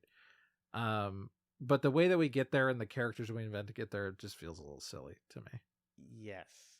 Yeah, I almost ranked this one with like Federation is Evil playlist, but it's more just Prime Directive is fucked up playlist. Or category, whatever. It's also under Secret Family Member Reveal. We didn't know that Worf had a brother before this. It's honestly, they do the refugee thing better later this season. Yes, and 100%. I just think beaming them onto the holodeck is a weird hand-wavy solution. Ultimately, I think season 7 does not use the holodeck well at all. I think there's not it was a real letdown. It was a real bummer. Even the episode that was literally written to be like the ultimate holodeck episode is not. I don't want to talk about it yet. No, we don't have to. We have time, Magellan. Yeah. So let's rate Homeward. Like a B. I think it's fine. Yeah. Also, can I just say before we break for the half, I'm beefing a little bit because I think they used the episode Parallels where they went to the different dimensions. This is like kind of unrelated, but I wrote about it in my notes in this episode. They used it as a back doorway to start having Deanna Troi dress in like her old outfits again. And I like Deanna Troi being in the blue uniform. I didn't like that we were going back to to that. And then we ended up doing a bunch of it in season 7, which also gave me more of this sort of like, this is season 1, 2 kind of vibe. Totally. But anyway. There's a cut of TNG that's just season 1 and season 7. It's chaotic. Indeed. That's our halfway point, though, Magellan. Let's take a break. And when we come back, we're talking Sub Rosa, baby. Let's get it. Oh, yeah.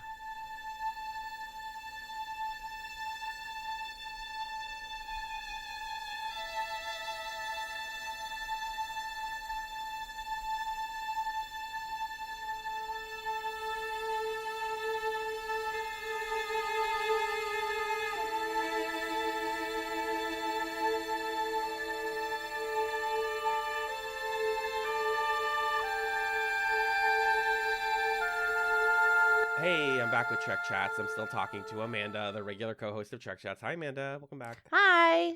We're still talking Star I'm just Trek back from my TNG. little break. We took a short break, and you're still here, like you were in the first half. Correct. So this is your first Star Trek show, is that correct? Yes, TNG is the first Star Trek show I ever watched. And what did you think of it? What did I think about it? So the first time Magellan had to do a whole, like, we have to watch 25 episodes in one weekend thing, I did not like it at all. Right. I thought it was annoying Stinky. for a lot of reasons. Probably because I was in grad school and we had a lot of stuff to do. And also it just felt really, I just saw a lot of like misogyny and sexism and like racism, and I thought it was supposed to be like, you know, above that or championing social justice. Yeah. And it just wasn't. Specifically Deanna Troi. I really don't like how they do her dirty every single fucking episode. As a fellow therapist, I imagine, yeah, you are invested in Deanna's Yeah. problems. Yeah. Yeah. I think in the season I watched, like the first season that I watched, I don't remember which one, like they just really over-sexualize her. I mean, hey, I'm all about anyone doing whatever they want, but they just don't do that to any other character in the same way they do it to her, and that just feels like very obvious, like the way her uniform fits, like her plot lines. Also, I like her, but very unethical therapist. They must not have a board of Consultant. ethics in the future, because you really shouldn't have these dual relationships. You're Like, saying really that can't as a fuck with therapist? people you counsel. No, I don't think that's appropriate at Or all. be friends with them or work with them. Or fall Any in of love them. with them. Yeah. Yeah, or fall in love with them. Like, that's deeply unethical, and you really can't have a like healthy therapeutic alliance with that kind of dynamic at all, even in the future. Who is the character that you did like from TNG so far? You know what? I don't even know. I mean, I like her, obviously, because I'm a therapist. I think Beverly Crusher, I have the most giant crush on her. Hell I think yeah, she's same. so beautiful. Her hair is magnificent, and her eyes are just, wow. I don't even have words. I don't hate Picard. I really don't hate him. I really don't like Riker. I really don't like him. I think he is chronically immature. Ooh. I think he has more insight than some other male characters, but not enough Yeah. to make me like him. He's been kind of flat. I'd say the last couple of seasons especially. I'm just like, yeah, Riker's here. He's just a man. Exactly. He's just like a classic man to me. I was listening to somebody talk about what movie was it? It was like the Rise of the Planet of the Apes movie. And they were like, oh, and then there's this woman and she plays the role of woman, like, which is a really common trope in cinema, like the girl who's just there to be like, oh my god, this main character is so ambitious and I love him. And Riker's the opposite of that. He's there to be the guy to other people. Yeah, like, I think, again, like, there is some insight. Like, I think he is able to see, like, maybe when he has, like, overreacted or, like, has not reacted in a, like, appropriate or helpful way. Yeah. But, like, he still does some, like, real questionable shit. And then I just watched, I shouldn't skip to the last episode, because I watched the last 20 minutes of the entire season. You can So talk about it. I can? Yeah, people know that we've watched all of them. Okay. Like, what happened, Magellan? Or Alan? Oh, wait, you've also seen it. Like, Yeah. I, like, didn't really stop Worf and Troy from being together, but, like, I kind of did, and I just always thought we'd get back together. Like, first of all, in every episode, he's like, I had sex with this person. Oh, I got, like, I was rolling around in the Arboretum, and I got freaking, like, cactus in my butt. Like, Yeah. that's, like, his whole thing. And, hey, again, I, like, love... Like, sex is beautiful and wonderful, and I think that, like, it should be celebrated when it's done, like, respectfully and with consent, and, like, I'm not against that in any way, shape, or form. Like, I celebrate that. But when a man is doing it out as a way to, like, Like, clearly he has some, like, he needs therapy, but not with the person he's in love with. And the fact that he, No. like, was like, oh, I just always thought we'd get back together, and, like, kind of held her back from, like, moving on. Not that I love the whole Troy Worf thing either. No, Like, yeah, the I'm amount not a of fan of it. emotional labor that she was going to have to do for the rest of her existence is, like, an unbelievable amount with that guy. Even though Yeah. he has, been redeemed many times, but he is a long way from being able to be a true, healthy partner, I think. I think Beverly Picard is my favorite, or Crusher Picard is my favorite pairing on the show. Like, canon, it actually happens. And as we saw in the finale, they, like, get married and then get divorced. Oh, they do? I only saw 20 minutes of it. They talk about how The they last got 20 married and then minutes. got divorced. So it's, like, it's a plot point, but it's not huge. Wait, okay, so here's the problem. Okay. I know very little about Star Trek, so sometimes when I'm confused about something, I'll Google something, but then there's so many Star Trek shows, and now there's the Picard show, and then I was, like, seeing information about that, so I have all this information, and Magellan keeps getting upset with me because I keep spoiling things by accident, because I'm not sure, like, how am I supposed to know on the internet what is from TNG and what is from this Picard show? I Yeah. don't know. That's, like, very hard for me to differentiate at this juncture. And honestly, I don't really want to be able to differentiate. That sounds very Yeah. overwhelming. There's a lot of knowledge out there. Well, for what it's worth, it seems like most fans don't like Picard as a show and think it's stinky. So, Oh. Wait, but can I say something now? Then you could take it off. Magellan, can you shut your ears? yeah, go tell me. And then you could take it off. Wait, can I spoil things for you? Yeah, I think I know what you're going to say. Oh, right. They have a kid, Yeah. right? Yeah, they do. It's like, what the heck? Wait, but are they together? Or that's That's a after good they're divorced? Like, they question. get married, they have a child, and they get divorced? I haven't watched Picard yet. I'm going to watch it Neither once have we've I. seen stuff. I But- just Googled it. I do know that they had a kid. I do know that there's a lot of Picard is like he goes around and is like, oh my god, there's Data, there's Crusher, like there's, and so there is an episode where he sees Riker and Troy and they have a kid. That's a Wait, thing. Riker and Troy have a kid? Is it Riker and Troy? Who is it? Oh, you're talking about Worf Crusher and Troy? and who are you talking about? I have a kid. Who are you talking about? I'm talking about Picard and Crusher. Oh, you're talking about Picard and Crusher. I thought that Riker and Troy are together in Picard. I could be wrong. Listener, what the don't correct me. I don't actually want to know. brownies. That Then sounds delicious. also, quick question: Yes, do ma'am. Troy and Worf actually get together in the show? Because I didn't watch all of them straight through, and then when I do watch a million of them in a row, they all blur together, and they do so much different dimensions and all that different. I don't even know. So what's like real, what's not? Does that happen? Magellan also didn't know. So it seems like in the actual like real timeline that there was a period of time where Troy is with Worf and then they break up and then she gets back with Riker and then she dies before either of them. That's in the that we find that in the last episode because I remember Correct. seeing that in the. Yes. So the stuff that happens in the last episode is real? The present stuff is, yeah. I think it's all real. Oh, what? She Yeah. dies? Why does she die? Old age. They're old. They're really old at the end of it. Oh. Also heard Race might like die early or something. Well, yeah, like the burden of the mental and emotional load must really take it out of them. Exactly. It's because she's an empath, right? And they talk about how Yeah. her mother, who I know you were a big fan of her mom, Luoxana Troy. I was. Or you remember? I think Magellan was saying that you were like googling like Star Trek therapist mom Jewish. Oh yeah, I was like, is she supposed to be coded as a Jewish mother? And there was someone on the internet on Reddit that agreed with me. Not that Yeah. many people. Not that people disagreed, but people definitely there was people that agreed. Yeah, but I also think a lot of like cultures have that kind of overbearing, The overbearing mother stereotype. no boundaries. Must make sure my daughter has a husband trait. Yeah, you should see some of the weird stuff that Luoxana did in old seasons, like sexual stuff too. She's No. horny. She's a horny grandma or a horny Well, she's mom. allowed to be. I totally support that as long Good as for there her. are boundaries Yeah, absolutely. with her children, which it doesn't Which sound you- like there are. It's up and down. Interesting. Any other big thoughts on Trek? TNG? What Oh. you watched of season 7? I really enjoyed it. I definitely can say I was a Trekkie this season. Hell yeah. I wonder if that would be different. Like, I think I'd probably like it better if I wasn't watching it. Like, if it didn't eat up our entire weekends when we have to watch it. Like when I could like watch it at like a leisurely pace and not like, Mhm. okay, we have to watch 8 episodes today and 10 episodes tomorrow.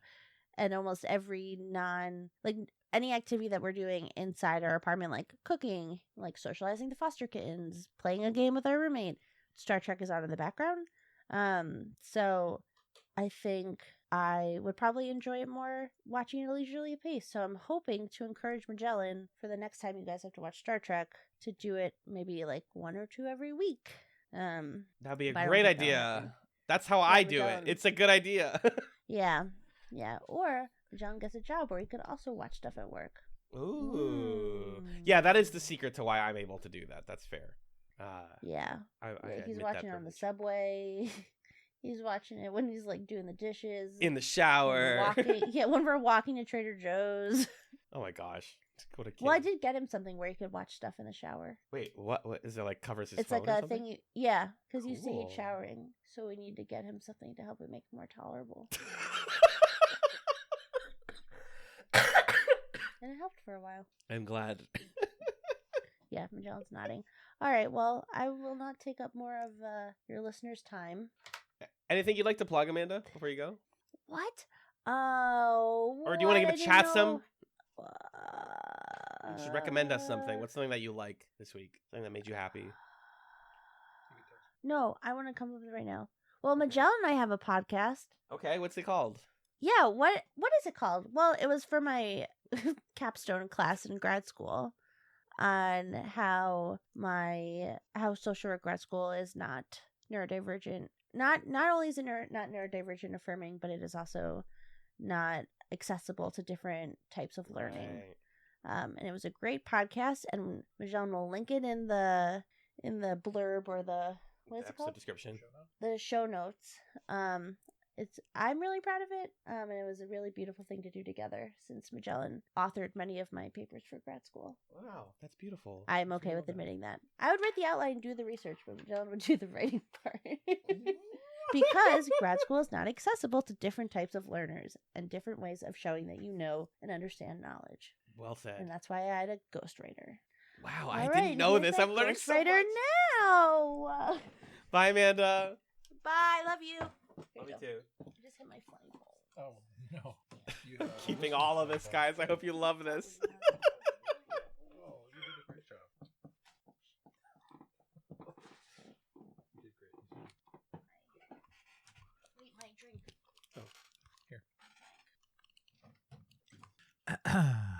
Engage. Girlfriend of the podcast, Amanda, everybody. Woo! Let's give it up. Let's give it up.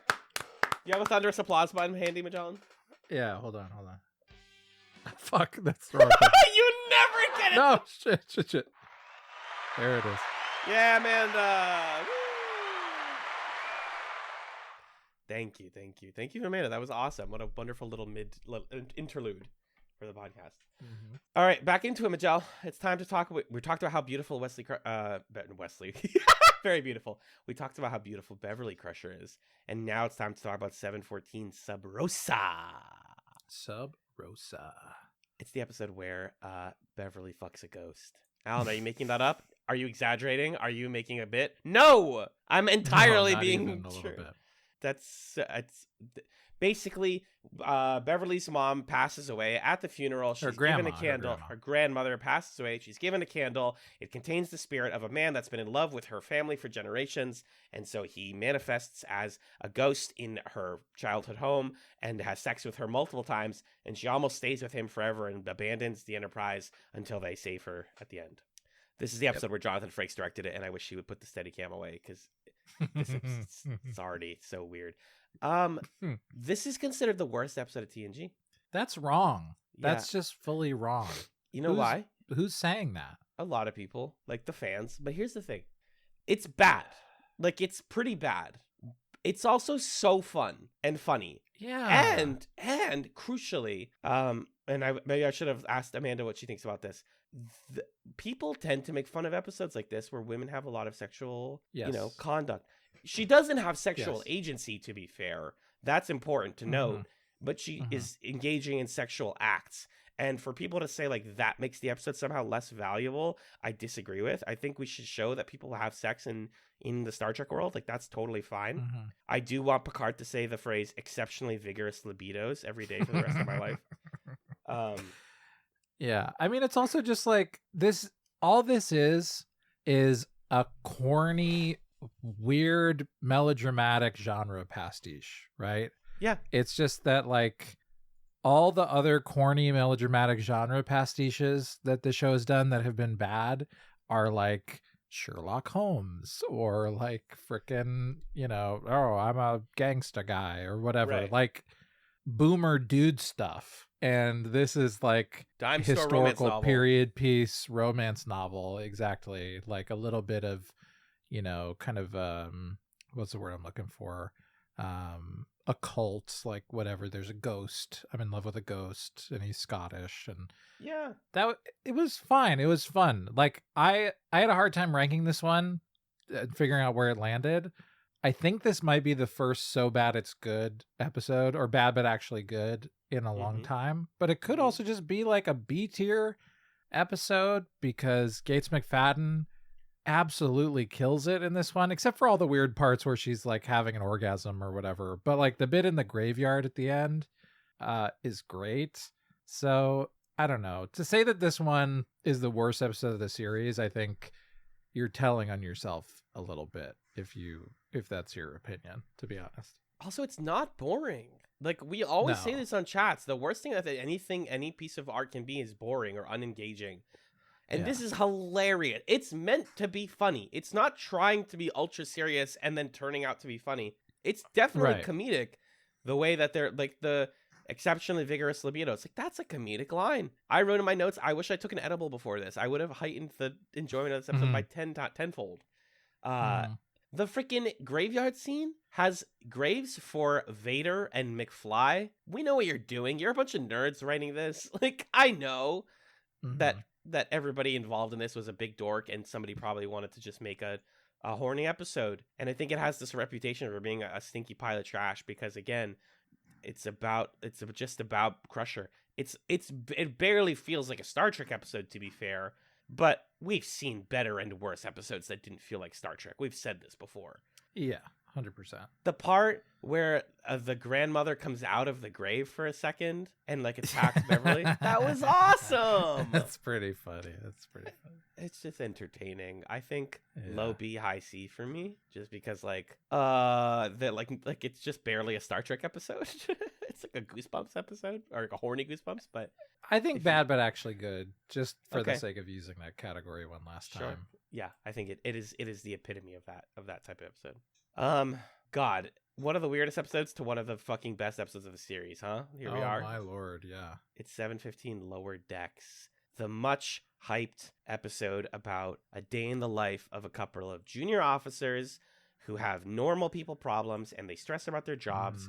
And one of them is sent on a secret mission to infiltrate some Cardassians, and she dies on the way back, I believe, or en route. Yeah. Wow. So I thought for various reasons that this was going to be like a funny episode because Same. there's a whole cartoon with these same characters, right? The Lower Decks characters. Aren't they No, about- I No? think it's It's some just of the these same people, same names, some of these people, not. But Lower Decks is way broader scale than this. I see. So there's that, and then there's also like the Babylon 5 episode that's basically this, that's a little more comedic in tone. Yeah. And so I was expecting we'd get kind of like a Rosencrantz and Guildenstern yeah. are dead kind of thing or something, which also that play is actually a lot more dramatic than you'd expect it to be. Yes, it But is. anyway. But after watching this episode, I think the last thing I want as a follow-up is an animated silly cartoon. I'm good. This episode was one of the best, most emotionally moving, heart-wrenching, human episodes that TNG has had in a while and maybe ever. It's very good. Incredible work. It's the best of these like day in the life. What about the side characters episodes I've seen? I think because one, it completely reframes who our main cast is and makes them all out to be those shitty bosses that you're super anxious about. I think TNG has done stuff like this before, but this episode really nails the like. You think that Troy and Riker are like fun, flirty adults, but they are like the scary adults to these people. They are. They have your Right. career is in their hands. Yeah. Worf is your mean boss who trains you and does stupid tests to you to see if you're ready for a battle. And stuff like everything that happened with Wesley and his whole situation with Starfleet, that all mattered too. The young people in Starfleet are important. Yeah. I did not. It was not on my bingo card that one of these characters would be one of the people involved in the Wesley scandal from season 5 or whenever that was. Yeah, it's these like Yeah. little stories that have built up into like what we now like. Lower Decks feels like a season 7 episode because it's Yes, 100%. touching on little ideas and things we've thought about for the whole series. I even think there's a little bit of Starfleet is evil in this one. Yeah, definitely. The way that they indoctrinate people, and it's very military, it's very Starship Troopers, this like you're supposed to be almost slavish to your commanding officer and want to be like them and do everything in your power to make them happy. The way that the crew lies and manipulates their underlings of the Lower Decks people on a daily basis, that they're like, oh yeah, I mean, like we have this test. The fact that they judge these people and talk about them in a bar, like in public, and it's like, you can just do that. There's no like so unprofessional that Riker and Troy are doing the evaluations at 10 Forward. You should not do that. Exactly. And Yeah. I wrote that this felt like fun. Like this is Starship Troopers by way of a teen drama. We've got like Ogawa, who has got a crush on this guy and they're dating and maybe they're going to like have a kid someday. We've got like a political plot. We've got jealous coworkers who are like, you know, rivals to each other. Lavelle literally wants to be Riker. He just wants to consume Jonathan Frakes' soul and become him. And as I was just talking about with Amanda, no, you don't. You don't want to be Riker. So our main cast here is Sito, the plucky Bajoran, who ends up being the sort of star of this episode. Torek, the stern Vulcan who works with Geordi and realizes what's going on with this plot before everyone else. Ogawa, the lovey-dovey human with Beverly, and Lavelle, the red shirt who wants to become Riker. Sito was involved in the Alpha Squadron cover-up with Wesley and Joshua. Right. This episode just accomplishes like the impossible by introducing 4 new characters and making us care about all of them very quickly, tying them all to existing characters. And this episode, like you were saying, it can only be a season 7 episode because it's drawing on so much foundation. You have to really know Riker and Troy and Geordi and Worf and Picard and understand their motivations and their character in order to understand like the subtle nuanced differences in how they're portrayed and performed in this episode to get what's going on here. Like even something as simple as Crusher, for all intents and purposes, is pretty similar, but she's just way nosier and gossipier. And you're like, oh, wait a minute. I don't like this. This feels icky.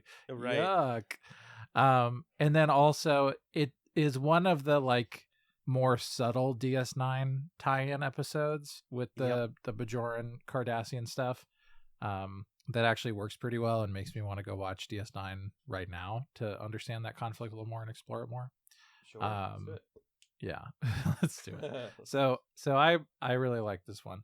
The one thing that I felt was missing from this episode, what's that? Is we end up inventing another new character who's the bartender at 10 Forward. And what is this guy's name? I'm trying to find his name. He's in your notes. Ben, the waiter. Weird. This should have just been Guinan. Yeah, 100%. Why is this guy? Who is this? Like, we already had a civilian 10 Forward character who knows a lot of people and can effortlessly move between social circles and is like wise and gets to the point. And we had this character, and I don't know why we stopped writing Guinan into the show. I've been missing her for a while. And this episode, it's like, Ben's great. The guy who's playing Ben is doing a good job. He ingratiates himself immediately. But yeah. I'm going to read you something from his wiki page. Okay.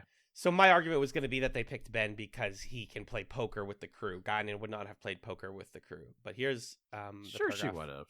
But anyway, go ahead. With the juniors though, I guess maybe she would have. Sure. The character of concept of Ben was created by Renee Echevarria, who wrote the script for Lower Decks. Of the character's creation, he said, "I decided to bring in someone who is not Starfleet." That's Guinan. The invention of Ben came about because Echevarria wanted to have a character who, quote, hitched aboard the ship for fun, Guinan, unconcerned about rank, definitely Guinan, and who passes along stupid rumors. The Ben character was never intended to be Guinan. Ben allowed the writers to present an insight into the lives of civilians who lived aboard the Enterprise, something which the writers had wanted to do for a long time. I think you just could have done it. I understand. Like, he lives there. Even though Guinan also lives there, she's like ancient being, and she's not a normal person. This is like, we brought a normal person on. That's the point of Lower Decks, the episode. But like, you could have done it. I don't know. I get it. I'm happy with people arguing against me. And I think this episode in a vacuum, he's perfect. I think he does a great job. He's a very engaging performer, and he's fun with the kids and with the big kids. Yes. But it just made me miss, because every time they go to 10 forward, it's just like another set for the characters to sit in, as opposed to a place where we hang out with a particular character. So Right. for an episode to be for 10 forward to be such an important location in this episode, like the only place where socially the two circles can intermingle, I felt Guinan's absence. But anyway. I did too. So the plan this episode is to return this Cardassian, who's actually a Federation operative, to his people, since he gave Starfleet their info. I guess this is Starfleet is evil, huh? But he needs a prisoner so that it looks legitimate. So first of all, engineering fires on the back of his ship, which the Vulcan realizes very quickly is what's happening. Cito's going to pretend to be his prisoner and wear fake bruise makeup. We're breaking some peace treaties to do this. And again, she does not survive the trip. I think they are attacked or something, and the ship is blown up. Rest in peace to Cito. And I thought that they were joking. I thought that they were going to be like, oh, not joking, but that they lied about her death, and like they were doing something more Black Ops-y, and they couldn't tell the Lower Decks folks. But no, she is dead. She just is dead. Yeah. And that's really sad. And that's how the episode ends, is that, we set up this rivalry between her and Lavelle, and he just gets the promotion because he lived through it. And sometimes that's what being a Starfleet officer is like. You just survive longer than your coworkers, which is really depressing. Yeah. I think this is an absolute S tier episode. I don't think it's a question. Oh, 100%. Yeah. I think the whole Cito-Worf relationship and arc is so beautiful and tragic. For her to be like, oh my God, I don't know why am I up for this job? I don't feel qualified. For Worf to be like, well, I recommended you. I think you're going to do great. The little scene that they have in the martial arts class where he submits her to the unfair test. Yeah. And she says, what the heck? This is unfair. And he's like, good, you passed. Good. Now you can go tell Picard that he's full of shit. I love that. And I love how mean it is of the writers to have her be like, I'm so proud of myself and I'm so grateful to you, Worf. Anyway, I'll see you soon. And then for her to go die, that's just a gut punch that works really, really well. Especially that exchange where they explain to her how dangerous the mission is. And then Picard says, I'm not ordering you to take part in it. She says, then I volunteer, sir. Oh. And then when she leaves the room and the Cardassian spy guy says, I didn't realize she would be so young. Starfleet.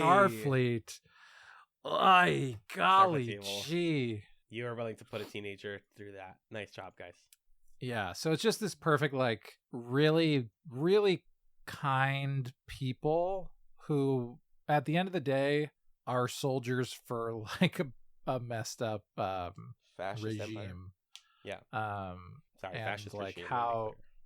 How functionally good can Worf be, and how functionally good was it that he made her believe in herself when that self-belief led to her going on a suicide mission, and how complicit is Worf in her death. And it's fascinating, and I think they do a good job of it. And I think this is also like sneakily a good foreshadowing of preemptive strike later in the season. Yep, I was about to say that. Totally. And they did it twice. They do this plot twice, and it works both times, and I love it.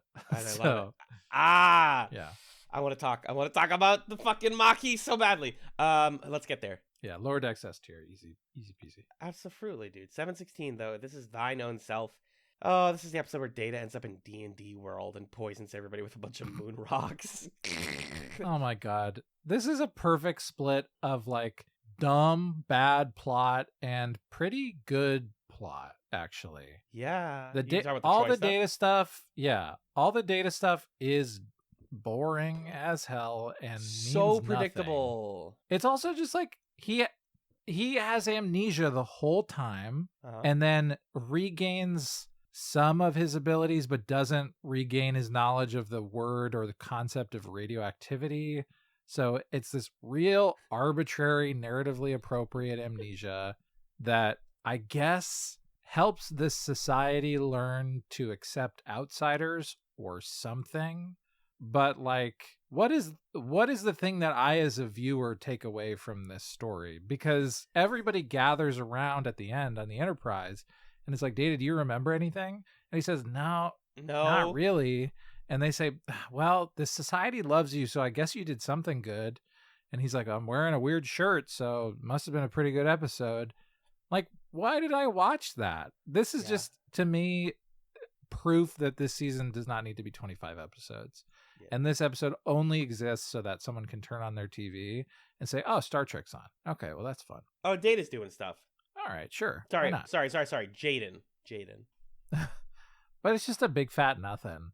And then I kind of like the Troy plot a lot, actually. She's Sir now. Yeah. She does the commander test, the bridge test to get the rank of commander. Because she has a really interesting conversation with Crusher where Crusher's on bridge duty. And Troy's like, well, why would you do this? It's a bunch of extra work. It's not really relevant to being chief medical officer. And Crusher's like, well, I wanted to challenge myself. I wanted to stretch what I could do. And, you know, it feels good to like be in charge of the ship every once in a while. And we have a little continuity here, a little bit of that season 7 continuity where Deanna Troi says, well, there was that one time where it was this weird emergency situation and everybody else was not on the Enterprise. So I was the captain and it was pretty cool. Maybe I want to do that more. Like officially. Yeah. Yeah. So then we have this like bridge officers test thing with her and Riker, which again, talk about like conflicts of interest and ethics. Like Riker should not be the person assessing her on this assessment. Nope. But I like that the twist of it is it's a scenario where you can only solve by letting someone die. That feels, you know, that makes sense to me as like a thing that would be hard for Deanna Troi to do. It's a Kobayashi Maru though. TOS already did this, like the impossible tests. I guess the Kobayashi Maru is you have to cheat to win it, but like they do this thing a lot where the point, this is not even just Star Trek does it. Storytelling does this thing where the point of the test is to realize that the test is unfair. Mm-hmm. You know, and I don't know. I thought that part was decent. Yeah. So some funny. I don't know. It averages out to a B to me, I think, or for sure. Maybe it's a C. I don't know. I think B because I laughed a lot at the Data plot line for a couple parts. Data not knowing what words mean, and he like it's like a SpongeBob bit where he looks at the box and it says radioactive, and he's like, radioactive? What could that mean? It probably means pick it up with our hands and hand it to each other and like play around. I was like, Jesus Christ. We get the return of Riker trombone. That's always good. And I liked Data discovering radiation. He basically gets to be Marie Curie and like invents the microscope for these people. He's like, I put a bunch of lenses and they made a good lens, and I found cells and I found them like dividing, and I thought that was kind of fun. And then I in a rare chats moment, I fell asleep during this episode. So I know it never happens. I was really tired. So I missed the back third. I did rewatch it as well, though. It's a B. Is this the one where where Riker with the trombone uses the trombone as his dialogue? That was really she's like, I can communicate with you better when you're talking through this, and he's like, wah, wah. It's very funny. All right, here it is. Okay, now we're in like kind of a weird. This is a really weird like. This sine one's wave of bad. Episodes. Yeah. This is episode 17 Masks is bad. It's way worse than Sub Rosa. Whoa, controversial. Am I wrong? I think Brent Spiner's fun in this one. Sure. Brent Spiner gets to cook, and he gets to be a whole society. That. He plays a whole society of people. Yeah, we love that. I don't know. Sell me on Masks. He gets to wear funny masks. He gets to play like weird gay coded characters who like fold their legs and like are like hiss at Picard and stuff. And I love all that stuff. I think the way that they redressed the Enterprise set to be kind of like, I hate to use the word, but like tribal is like fun and then a little racist, like a teensy, weensy, meensy bit racist. I love the sculpture class scene that opens the episode and how that comes back. And he's like, yeah, Plaster fun time for you. Yeah, they do Plaster Fun Time. And he's like, for some reason, this is the only thing I want to make is this mask. I don't know how to make anything else. And that's how we know that things are weird. I love any episode where Picard meets a like weird alien and has to like work on their logic. And he's like, can I talk to the other one, please? And then Data has to like change characters and be like, hi, I'm the woman now. And he's like, can you not blow us up? And then he's like, no, she said, fuck you. It's like, I enjoy how that Picard has to play everything straight like that. Yeah, that's true. Overall, no, this is not a good episode. It's quite mediocre to me. This is like a medium. Yeah, I don't really want to talk more about it to see masks. The mask looks cool. It does. What doesn't feel like when a person is losing? Oh, what does it feel like when a person is losing his mind? Is actually an all-time Data line. I just wanted to shout that out. Next up, 718, Eye of the Beholder, the one where this is wild. A three-way tryst from years ago, from when the Enterprise's engine was built, bleeds into the engine itself and causes Troy to experience the trauma of being betrayed by her lover. And she almost takes her own life, just like somebody else does at the top of the episode. I love the mythology of this episode. I love the vibe that like there are ghosts in the machine, that there is, trauma bleeding into the engine, and that like if you put your body into that and you have telepathic ability, then your mind bleeds into it. I think that's really cool. Very sci-fi, very Star Trek. Do I like all this stuff about Worf and Troy and she's madly in love with him? Kind of, not really. Do I like the Did they reveal? actually have sex in this episode or no? I don't know what's real in this episode. That's the trouble that I had with it. I don't think they did. Like they're doing this thing of what's real, what's Troy kind of reliving this scenario, and it definitely is disorienting and kind of scary in the way that they're trying to evoke. So it has the vibe, but it's really confusing. I had a hard time following it. Yeah, I had to like look up the reveal of like who was the bad guy, what exactly happened, when did it happen, and what did it do to Troy before this made sense. The way they visualized that like there is still this person's body in it is they pull a panel back and there's a cartoon skeleton behind it. I did laugh at that. I like the skeleton.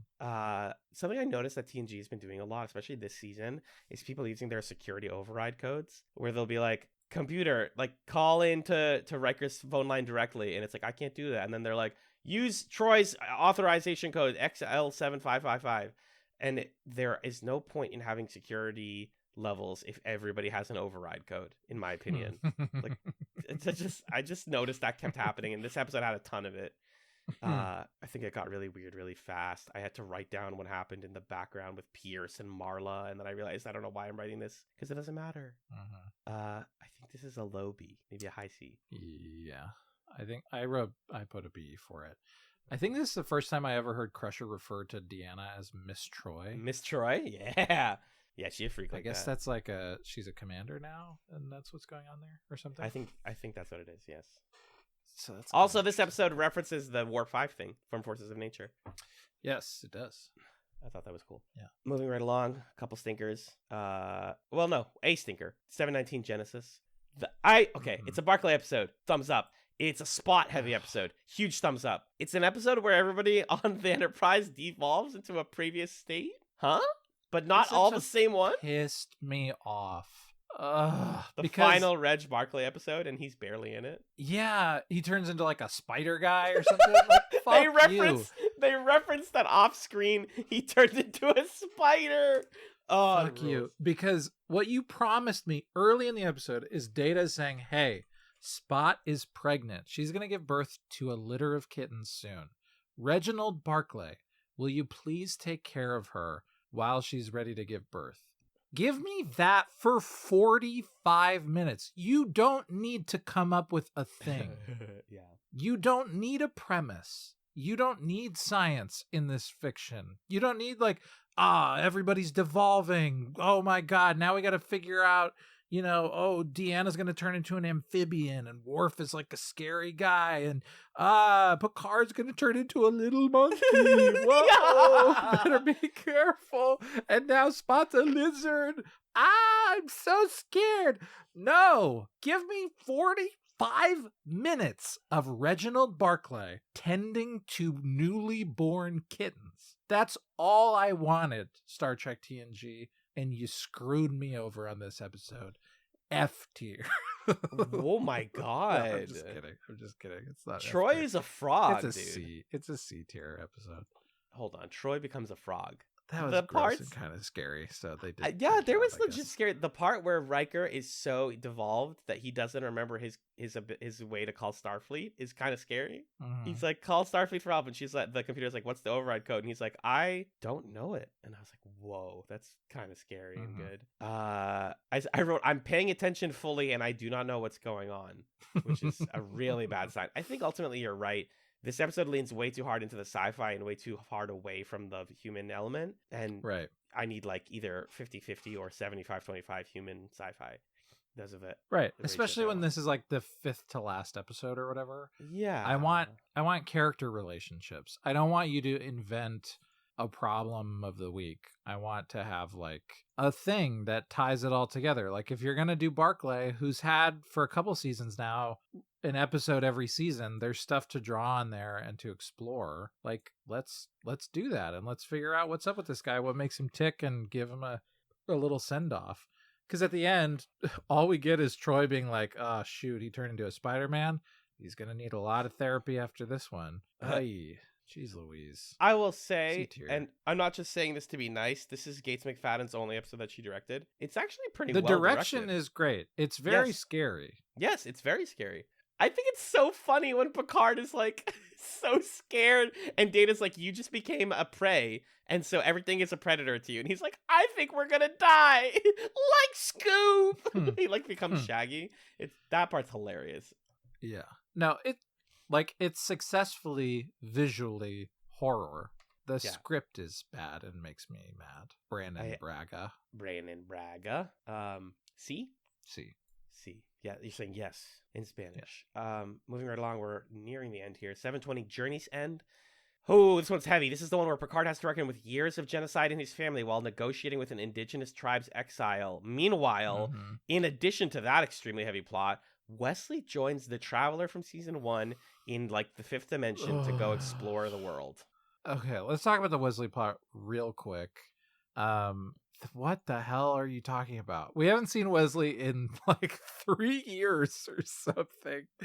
And this cat is back because we have to give him a finale, I guess. I don't know. I mean, I appreciate that they felt obliged to conclude his character, Yeah. but this is not like he comes back in this episode as a caricature of Wesley. Like, I Yeah. don't think he was written with that much tenderness or like respect for who he is. Because I will defend Wesley Crusher, as I think he's an interesting character. I think there's good Wesley episodes.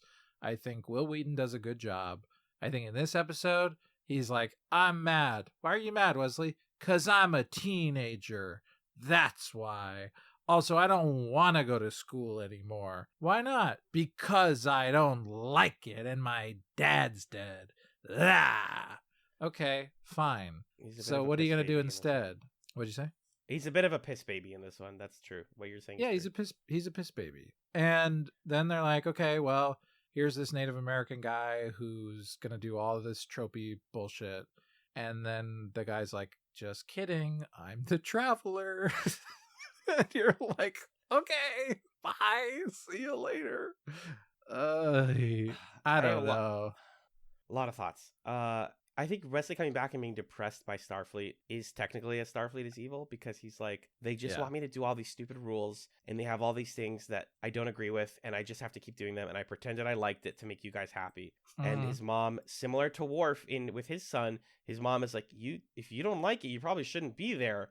And he's like, I don't want to be there. And she's like, no, wait, that's bad though. I am sad that my son doesn't want to like do the thing that I thought he liked. But what does he want to do? And dog, if Wes just did exactly what Ro did and joined the Maquis, it would have made sense in this episode, because the fucking Native American people relate to the Maquis in later Trek shows. Chakotay was supposed to be related to these people. Chakotay for Voyager. Oh. Jerry Ryan, Interesting. I think Jerry Ryan, one of the writers, had initially planned for this elder to be Chakotay's like grandfather. And then Interesting. that fell out of, that's no longer canon, but this was going to be his like home. Yeah. Huh. This actor does play his grandfather though as a different character in Voyager, which is funny. Interesting. Whoa. Okay. So we've got like, this is the beginning of rumblings of like people pushing back against the Cardassians and the Federation. Right. Which is how we get the Maquis in DS9. So maybe I would have liked that stuff more if I knew what was going on with the Maquis a little bit. Yeah. And like, I think again, it's season 7, episode 20, and we're coming around to doing some Wesley development. Maybe Will Wheaton was busy or didn't want to be on the show, or the fans were being jerks or whatever. And that's why we haven't seen him in a while. But like, you could have been telling Wesley stories where he's like, as he gets closer and closer to becoming a Starfleet officer, he was in a very particular situation on the Enterprise. Maybe Picard had cultivated this slightly different atmosphere or attitude about what their mission was, and maybe the Federation is changing. People are getting into Starfleet for the wrong reasons, especially with the mounting conflicts with the Cardassians. Like, there's some stories you could tell there. And I think on a thematic level, the choices that Wesley makes in this episode to reject Starfleet and do the right thing, I think that all works. But, when the context in which that's happening is he just kind of pops up one day after being gone for a while, and then it's the Traveler, and then he like pauses time and leaves. It kind of cheapens that a bit in a way that bugs me, as opposed to like what you're saying of what Rolaren does, where we hadn't seen her for a couple years. She pops up.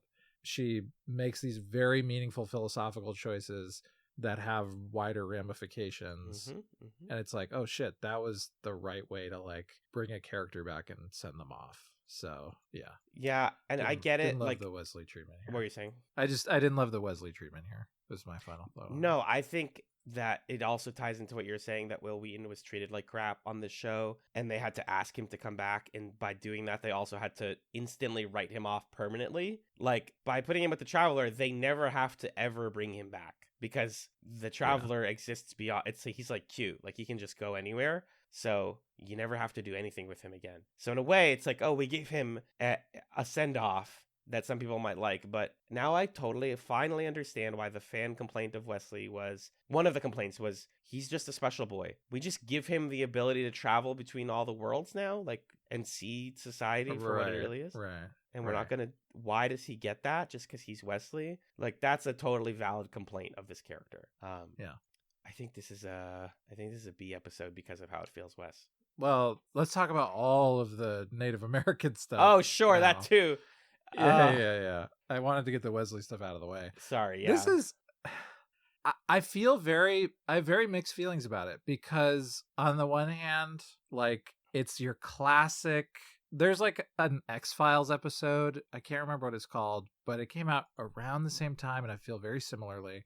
There must have been some kind of a moment in the 90s of people reassessing, like, mainstream white Americans, the kind of like cultural zeitgeist reassessing Native American history, and that coming into TV. Because there's a similar X-Files episode where like... It Shapes, season 1, episode 19, April 1994. Yeah. Yes, Shapes. Same month? Where... Oh my god! Yeah, right. Exactly. Like, there must have been a book that came out or something that everybody was reading. I don't know exactly what the thing is, but yeah. Where it's the similar thing where they kind of like collapse all of these different indigenous cultures and societies into one thing, which is just your space Native Americans now. And also, they're trying to say something about this. So like I feel conflicted about it. It is definitely a ballsy move to, instead of doing what a sci-fi show would normally do, which is, oh my gosh, there's this society of aliens and you might have to remove them from where they are, instead of doing like an allegory of in an Indian removal situation. Yeah. They just put Native American people in space and do it. And it's not an allegory. And it's kind of a wild move that is pretty cool and handled very, very like shakily. Uh-huh. But I kind of respect it as a choice a little bit. It's really ambitious. It's definitely ambitious. You know, Ronald D. Moore, writer of this one, you swung for it. I don't think you hit it, but I don't think you missed it 100%. I'll be honest. That's why it's a B to me. Like, we're literally quote referencing the Pueblo Revolt of 1680. And Yeah, the guy is I was like, whoa, okay. Somebody had a history class. Nice. and then they're good. like, Picard, your ancestor was there. He killed people. And that he's like, was pretty good. he like starts to have the little reparations moment of like, do I have to give you guys something? Like, do I owe you for what my family did? I kind of do. And the Cardassian stuff is here. And this episode is like intersecting with some DS9 stuff. Because, like I said, the Maquis stuff is starting to build up here, like literally week to week on DS9. But then, yeah, I think that there's something problematic about Wesley becoming an anti-colonizer because of a Native American vision quest. Yes, but I wrote, hey, whatever gets you there, like whatever gets you to do that is good. Yeah, but like, right. Yeah, 100%. Also, shout out to the Cardassians in this one. Gulliver is too cool to not be seen again. If he's not in DS9, I'll be sad. I think he is. Yeah. I love the Cardassians. They're so weird and good. And this is just, let me be fully like history brain for a second. Clearly, there's just a lot of like conflating of historical events and themes and ideas happening here because they're purposely using the word remove a lot to evoke Indian removal in like the 1830s, which is a very specific historical event with a very specific group of Native American people. Obviously, there have been removals of different kinds and different mechanics over the course of history in North America. But to sort of do this removal thing and blend it with Pueblo Revolt, but then the like visual trappings of a lot of the Native American characters in this are, I guess you're kind of going for like the typical way that like Sioux people or Lakota people would be portrayed in like a American Western or something. And then there's something kind of funny about like the only historical event that we name by name is something that happened in the 1600s and was carried out by Spanish colonists. So you're kind of saying a thing, but you're also kind of tiptoeing around naming any specific American events, which kind of makes sense because Picard textually is European. Is right, yeah. But also, you know, majority it's an American show. Audience. I would assume it's an American show. So, yeah. Anyway, so if somebody just said Trail of Tears, I would have popped off. Right. So there's a lot going on here. I want to read like many essays about Journey's End, but I think it's a B tier. I think that's right. I think it lands there, though it's so ambitious and so wild, continuity-wise, storytelling-wise, crossover-wise, everything. They're laying the seeds for Voyager stuff. They're laying the seeds for DS9 stuff, and they got rid of they sent off Wesley, and yet it still lands on a B for me. You want to talk about Firstborn 721? Yeah, let's do it. This is the one where Alexander comes to train Alexander to be Alexander. Yeah, a future version of Alexander disguises himself as a different Klingon to show young Alexander that yes, the Klingon culture is beautiful and you should learn to become a good warrior because, spoilers, Worf is going to like take over the Klingon Empire eventually, which means that his son is going to inherit that, which means that we need a strong leader for our people to survive. Interesting episode. Interesting. I thought this was kind of boring at first with the whole like, I don't want to be Klingon. I think it's stupid. I think your culture is boring. And it was like, didn't we just talked on Chats in a Pickle about Venba? And I was like, we're doing the thing again where like you don't like your culture until you do. And like I do love stories like that. And this is different than that because it's also about like not just appreciating your culture, but engaging with the practices of it. I think there's a lot of good meat, like thematic Worf racial metaphor meat in this episode too. I think the actor who plays Alexander is doing his best work here. I think that him coming from the future to warn him reveal is really dumb. I'm just being honest. It's super dumb. Yeah, it just like there just isn't enough time travel in this show for that to be something that we can kind of hand wave away. And they the try episode to. really just wants you to say, okay, moving on. Anyway. Worf is like, how did you time travel? And he's like, I know, I found a guy who does it. It's like, what? Say way more about that. No, I won't. Nope. But you better be a good leader and like your dad, because he's going to die if you don't take care of him. Mm-hmm. I had good things to say about this, though. I thought the Duras sisters coming back was cool. That's going to be a DS9 season 1 thing. Mm-hmm. I wrote, well, Quark is here as well. They really want you to watch DS9. Yeah, this was the episode for me that was like, come on, relax. Okay, we get it.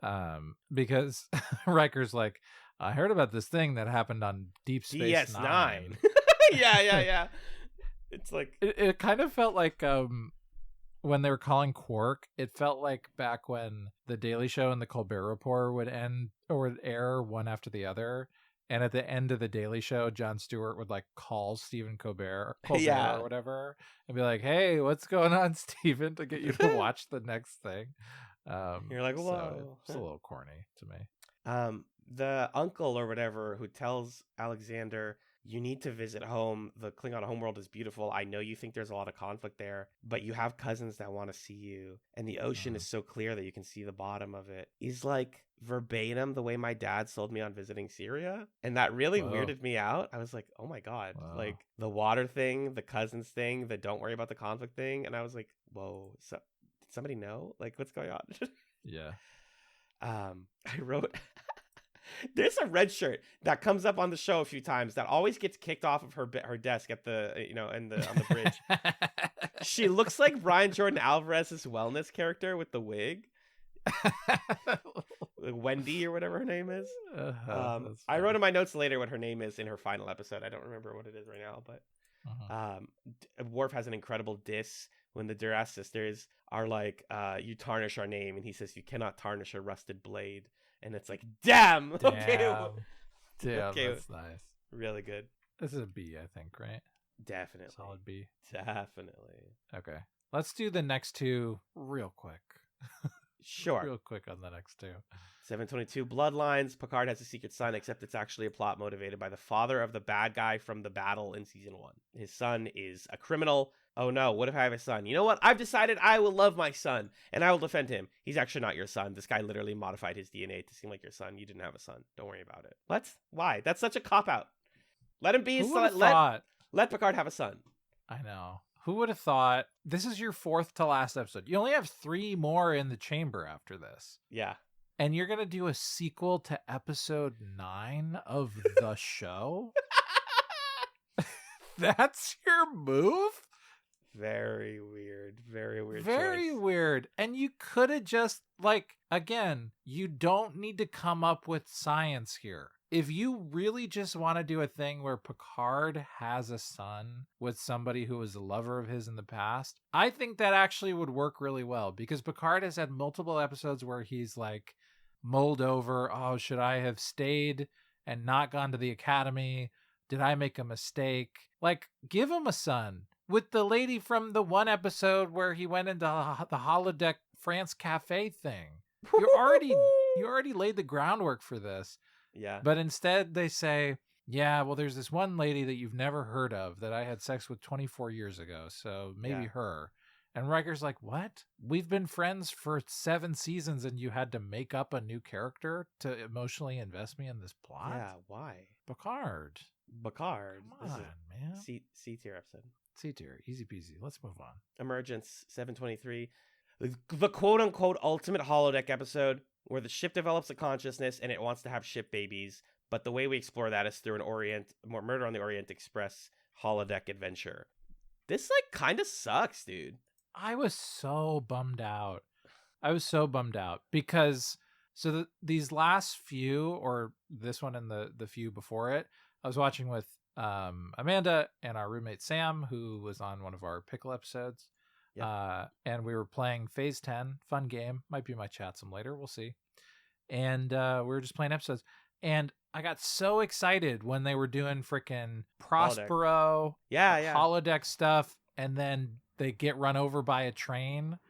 And I'm like, oh my God, they're going to do this melange of random holodeck dumb shit. Like, we're gonna see Dick Tremaine, or is that the name? Dixon Hill. Dick Tremaine's from Twin Peaks.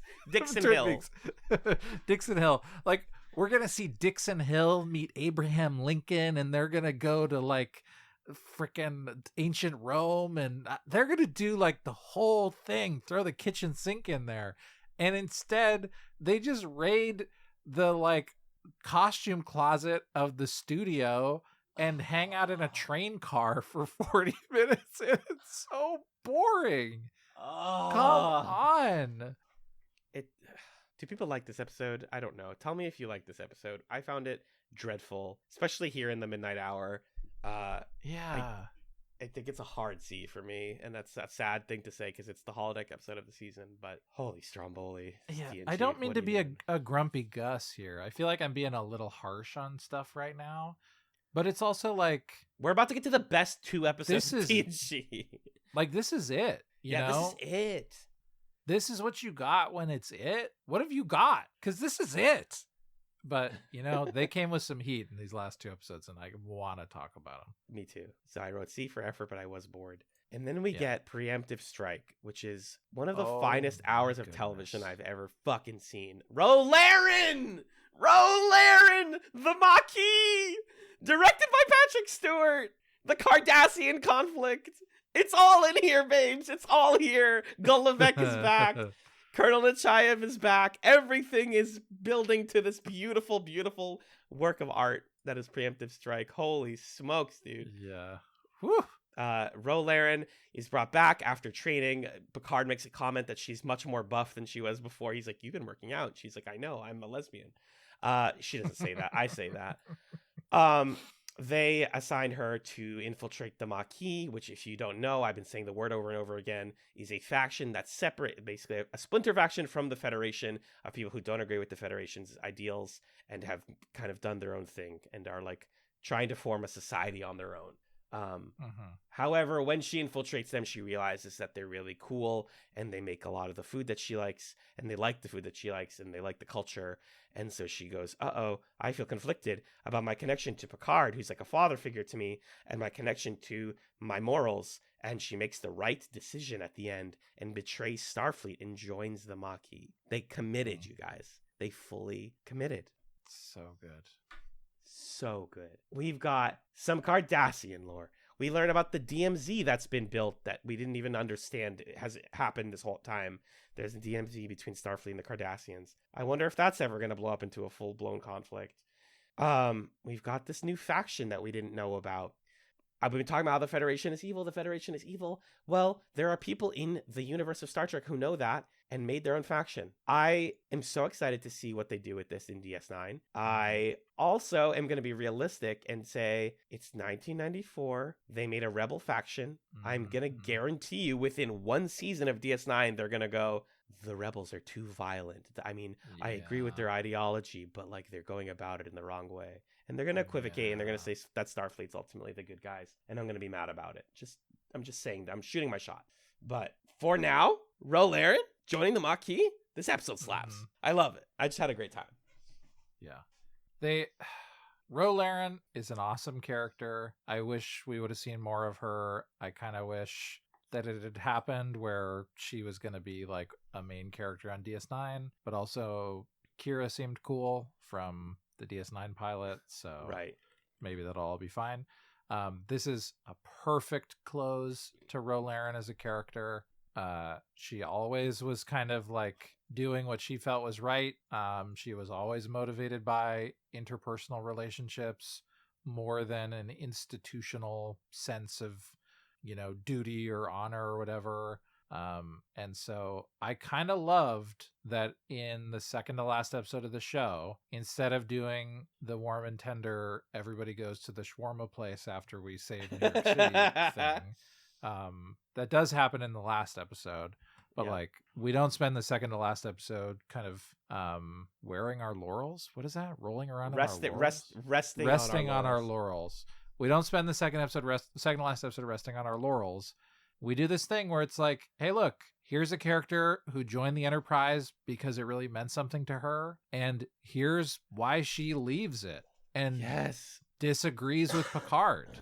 Yes. And here's how Picard like takes somebody who looked up to him, saw him as a father figure, admired him, and he like really sours that relationship and sides with the institution over the people and over the right thing. The scene where we go from her like new surrogate dad guy in the Maquis to she goes to the bar and sits with Picard in the booth, and the two of them are faking this like flirtatious, intimate conversation because they're pretending that she's a sex worker. Yeah. That I'm and never there's, gonna like- stop thinking about that scene for the rest of my life. That seems amazing. And there's like this real intimacy and tension between them. And also Picard is like, it makes it so clear that Picard is using her as much as he may care about her as a person. And it kind of calls into questions like, what are Picard's motives here? How does he really see her or relate to her? What is their relationship really? Because he eventually says, look, you have to follow my orders, and if you don't, then I'm going to get you court-martialed. And he like threatens her. That scene is masterful. Yeah. So good, so haunting, complicated. This is how you do. Oh, who is that character from a couple years ago? Ro Laren. Let's do a really fucking awesome Ro Laren episode that makes you kind of hate Picard and Riker and all those people. And then we'll do our kind of victory lap thing with all of them. But whew, so good. It is brilliant to put this episode right before the finale. Yeah, absolutely. Because like you said, we could very easily be like in another episode where they did good and they figured out how to solve the problem. And it's like, no, they kind of abjectly fail their mission here. And you're supposed to feel weird when she steals med packs off of the Enterprise. But also, they're going to a good cause. And we, the viewer, are supposed to be challenged by the idea of the Maquis. Like, up until now, in TOS, in TAS, and in TNG, and in all of the movies, the Federation has been like the peacekeeping force, the exploratory force. And now, from this episode and in Q's dialogue to Picard, we realize we've been kind of buying into the same grift that everybody on the Enterprise has, which is that what we're doing is noble and it's building us into better people. And it's like, well, is it actually? I don't know. Maybe getting out of the system, like Wesley did, and like Ro Laren did, is the actual path forward instead of what happens when you stay in the system for the rest of your life. I think that's really fascinating. And again, even if they fumble the Maquis stuff in DS9, they're still introducing ideas that I find like super interesting and worth thinking about. Yeah, and I think it goes well with Journey's End, where Picard at the end is like, hey, you know, because the Native American planet, they decide, look, we're just going to leave the Federation and we'll just be a Cardassian colony. Picard's like, are you sure? Because if you ever need us, we're going to have to say no. And they say, yeah, we're sure. Because to them, it's essentially the same thing. Thing. There's no real difference, because there's no real difference to the Federation, really, at the end of it. It's all just kind of spots on a map, and what makes the Federation functionally that different from the Cardassians, from the Romulans, from the Klingons, from all of these quote-unquote bad guys. I mean, obviously, those societies are portrayed to us as like more warlike or whatever, blah, blah, blah. But when you are a person on the ground, what is the lived experience of living in a Federation colony? Yeah. And I really, really appreciate that TNG is raising those questions before it closes everything out. So Preemptive Strike, S, easy S, one of my favorite episodes Slam of the whole dunk. show. Agreed. Incredible. Yeah. Ro Laren. I think this would have hit way harder even if you were in the show more. Because all the episodes that she was in were really good. Right. Remember her jumping on the bed as a kid with Guinan? Oh, love it. Remember her and Masterful. Geordi having their whole thing where nobody Time could see them?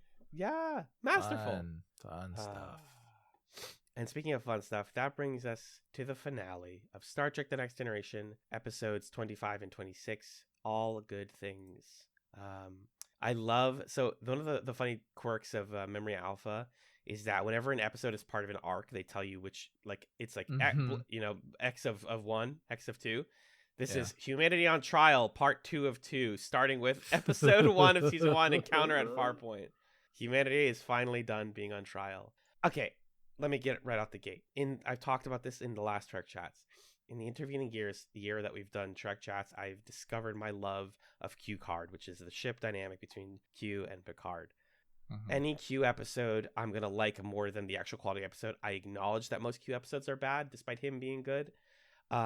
There is so much good meat between the two of them in this then, that everything else that's going on, I was able to like put aside for the first 45 minutes or so. And I wasn't even thinking about it as a finale. And then after about 45 minutes, when we're like really in the plot of the episode, I was like, oh, fuck, this is the end of TNG. This is what they chose to do with their last 90 minutes is a story about legacy, about purpose, about why we did this for 7 seasons, about what we taught ourselves and what these characters went through, and also about dimensional time travel in one of the headiest, most complicated, but also simple sci-fi concepts that TNG has ever done. Picard learns that he's going to develop a degenerative brain disease, but first he has to save the multiverse with his past, present, and future in the help of Q from destroying the world at his own hands. And it's just another day in the life of the Enterprise at the end of it all. How did you feel about All Good Things? I gave my little preamble. I want to hear your thoughts. Well, look, I think part of how I answer that question kind of just depends on whether I want to take a glass half full or glass half empty approach to this episode.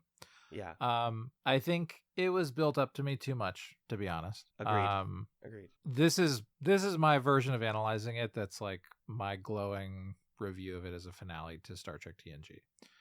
I think what this episode understands and communicates really well is that Star Trek, and really TNG specifically, and also the way that it builds on the legacy of TOS, because really this is a finale not just of TNG, but a finale of like this era, this particular era or approach to what Star Trek is about, right? Yes. Because Deep Space Nine is doing a much different thing. Deep Space Nine is not an exploration show. It's not a boldly go where no one has gone before show. It is something different. And so All Good Things is talking about, well, we have boldly gone where no one has gone before. And what did that all mean? And I think in that respect, this episode does a pretty good job of taking a look at that theme and thinking about, well, what does it mean to explore and expand our understanding of the universe? Ultimately saying it's not about like adding things to our catalog of what's out there. It's about proving that we can think in new ways. We can conceive of things we never would have conceived of before. And so there's this fun kind of metatextual thing of like the problem of the episode, the thing that we're trying to stop from happening, only exists because we were looking for problems to solve, kind of. Right. And so it's a problem that sprung into existence because we looked at it and then we figured out how to solve it. On the surface, like Picard didn't save the world, so to speak, because he was the one who endangered in the first place. Correct. But what he did was he like solved a problem that had never been solved before. And this episode is trying to make the point that like doing that imagining that in and of itself is a transformative experience. You there on the couch, you have not solved something. You have not gone forth and changed the world, but you conceived of a thing that you didn't conceive of before. Right. You have thought and imagined things that you would not have thought possible. That in and of itself is a transformative experience. And I think that's a really cool thing to communicate. And I think also the episode does a good job of throwing in a little bit of, oh, and by the way, appreciate the people who are with you now and the community that you have now, because all good things will come to an end eventually, but all good things ... are still happening right now. So you can go play poker with your friends and have that lovely moment that Picard has where he kind of sadly remarks, I should have done this years ago. So I think the episode does a good job of communicating both of those things, which to me are like the most important takeaways of TNG. Yeah, everything else that this episode does is like good performances, tons of obscure callbacks, and payoff for storylines that we've been following for the whole show. That stuff's all really great and good. But it actually reminds me a lot of Sleeping in Light, the Babylon 5 series finale, which, obviously, without getting into the details of it, Sleeping in Light, to me, is this is so controversial, guys. I'm so sorry. Is a better series finale because it's not about one final adventure. 100% agree. I don't find that controversial at all. Thank God. It's not about one final adventure. It's just like, let's turn the lights off. Like the fact that we lived long, I'm going to start crying.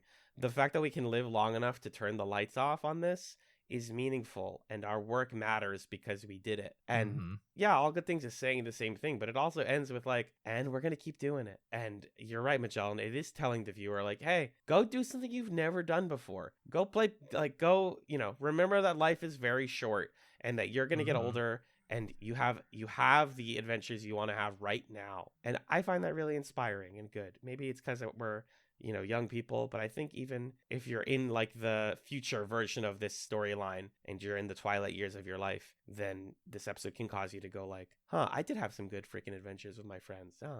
And I can go into, the afterlife or whatever you call it, satisfied with what I did. Because that's what Q's test is about, is like, was this worth it? Because what the test for humanity was like, can you guys, like you said, can you guys experiencing something truly unique, so truly beyond what you guys are doing? Are you not a barbaric inferior species? And Picard says, we can be. Right. Yeah. Q he dips his hand in the pile of goo and he says, essentially, like, is humanity any different from this pile of goo? Right. And the episode is kind of doing this cool look in the mirror meta thing of, well, why do we tell science fiction stories? We make up problems, complicated problems, so that we can make up complicated solutions to them. Yes. Is one way of looking at it. Why do we do that? We do that so that we can imagine. Why do we imagine? We imagine to go beyond being a pile of goo, right? Right. And I think that sentiment is really moving to me, and I really appreciate that the episode goes there. I think some of my hesitation with like raving about it at first is the episode's a little long, it's a little slow. I've never loved Q episodes, so I definitely don't love that the series finale is like, we're gonna do the fucking worst part of episode 1 again. Of the worst episode of the show, yeah. Yeah. But Q's also chewing the scenery here and like tenderly whispers in Picard's ear, and I wanted them to kiss so bad. Meow, meow, meow. Oh, that was hot. Yeah, that was nice. So it was good. To me, this is an A tier episode, I'm sorry to say. Oh, Magellan. But I know I'm wrong. I don't know. I love Q so much. You don't understand. In Encounter at Farpoint, we set the series off on its adventure with Bones talking to Data, right? And he said, hey, good luck. I want you guys to go and chart new territory and do new adventures. And they did. They went through different dimensions. They swapped bodies. They dealt with bug problems. They did every single sci-fi premise that they could. And they came out the other side and said, that was interesting. We learned a lot. We grew out of this. And the viewer comes out of it and says, maybe the Federation isn't all so good. Maybe I should cherish my loved ones more. And I think like those takeaways are important enough to make this episode an S tier for me. Yeah, that they send off TNG with the right message and the right understanding to go further into the Star Trek world. And if you want this to be your only show that you ever watch, you're satisfied. Everything resolved. Yeah, and I like that they do some very tasteful reincorporating of Tasha Yar. They've got some O'Brien in there. And then they, in the future, some people are dead, Deanna's dead, like that kind of stuff. Right. To help drive home how much has changed over the course of the 7 years of the show, despite how samey it can feel sometimes purposefully. Like that's sometimes what television wants to do. It wants to be consistent and make you feel like you can come home to it. But also characters have come and gone and the cast has changed, and like what you have is not going to be forever. And so like take advantage of who's with you now and enjoy it. So I like that. And also Andreas Katsoulis is in this one. Magnificent. You got to give it Magnate. up for the GOAT. He's hamming it up so much to the max. Yeah. It made me miss the season 1 cast. Like in the season 1 outfits, like Worf with the short hair and Tasha Yar and the way that the bridge used to look. And I was like, God, I was a different person back then, wasn't I? You know, like at the top of this episode, we talked about how different we are since since TrekChatz 6. And it's like, well, actually, since TrekChatz 1, like, yeah, life has transformed. And I think what's so important is that All Good Things centers it on Picard, this character who is very open-minded and observes the world with a inquisitive and he views the world with wonderment. You know, he allows himself to be astonished. And so in the past, he is smarter than everybody else. In the present, he is in a rush to figure things out. And in the future, he is an old man on his last legs who just wants to do this one final thing before he goes out. And I think all 3 of those plot lines converge really nicely. I got a little emotional when all 3 ships parked next to each other. And I was like, oh my God, it's happening. All the plots are here. I do think, like you said, like the episode's long because there's so much, like, we got to recruit Commander Worf, like, you know, leader of the Klingon Empire, Worf. And, like, we have to spend 5 minutes, like, let's go to the Klingon planet. Hey, Worf, will you join us? No, please? Okay. And it's like, let's just hurry up and get to the part where they do the mission. And I don't want to watch him build the future team for 30 minutes. I find a lot of that extraneous. Also, I think all the old people makeup is really bad. It's not good. It's not good. Broke is seeing old Riker with an even bigger beard. Woke is seeing beardless Riker from the past. Yum. My meme was I wrote, old Riker isn't real. He can't hurt you. Looks so bad. Old It's Riker. really not good. It's funny that old Picard is just, we put more hair on this guy and now he looks old. Which is funny because in real life, Patrick Stewart just doesn't have hair on his face anymore. Like, yeah. But yeah, older Crusher looks great. She has a medical ship. That's great. Older Data fucking works is like a head up at Cambridge University, which is based. He's got new cats, by the way. A new cat. So I didn't catch that. Good catch. Yeah. And then Troy is dead, which truly sucks. You guys did her dirty. I'm going to say that. Yeah. And Amanda said this. I'm parroting. I'm sorry. Is the implication that Riker like blocked Worf from being with her, and then she also just died before both of them? Like what? Yeah. What was said Sucks. there? That's all weird. I don't like any of that. And then Worf and Riker have to be like, I guess we're friends because we love the same woman. It's like, what? No, what? This was a season ago. This wasn't a thing. What are you? Oh, this feels bad. Thankfully, the episode does not dwell on that. It does dwell on all the Q stuff. Q card is real and it's my friend. Geordi, this is weird. I'm sorry. Now I'm nitpicking because we're almost done. Geordi says, I'm gonna like show you the kids, or like I have to go tell the kids, and me and my wife or whatever are excited to see you again. And I think that he says Leah, like Leah Brahms, like the lady who invented the. No, they don't do that, do they? He says Leah. Who is Leah from Star Trek but Leah Brahms? Is it like her? Maybe I'm mixing things up. She majored elements to the galaxy warp drive system. She became president at the Daystrom Institute. I believe what you're saying. Yeah, it is. Afterwards, they became good friends. I don't know. Oh, Geordi wife. I'm on the Geordi. Oh my Memory God, Alpha I'm page, right. and in spouses, it says Leah Brahms in an alternate timeline. That's really weird. Yeah, I don't like that. No thanks. I'm good. Anyways, any other notes on this one before we take it on? I had one other thought. What was it? Oh, the last shot of it's overhead on the poker table and it crossfades to the dish of the Enterprise. That was so good. It gave me chills. Yeah. Legitimate chills. Like, I thought you were just doing a gag that they play poker all the time. And then it's like the shot at the end of the show. Yeah. So good. Implying also that, like, there's always going to be other poker games and other windows and other rooms on the Enterprise. It's infinite, it just keeps going. The beauty, the artfulness of that shot I felt it too. Yeah. That's it. That's an S tier episode. Yeah. I understand why you feel it's an A, but I'm gonna hold sturdy on that. Okay. What do we do next, Miguel? Well, so to sum it up, in that season we had one bad but actually good episode. Sub Rosa. Which was Sub Rosa. Our C tiers were Liaisons, Masks, Eye of the Beholder, Genesis, Bloodlines, and Emergence. B tiers were Descent Part 2, Interface, Gambit, Parts 1 and 2, Phantasms, Dark Page, Homeward, Thine Own Self, Journey's End, and Birthright. A tiers, Attached, Force of Nature, Parallels, and The Pegasus.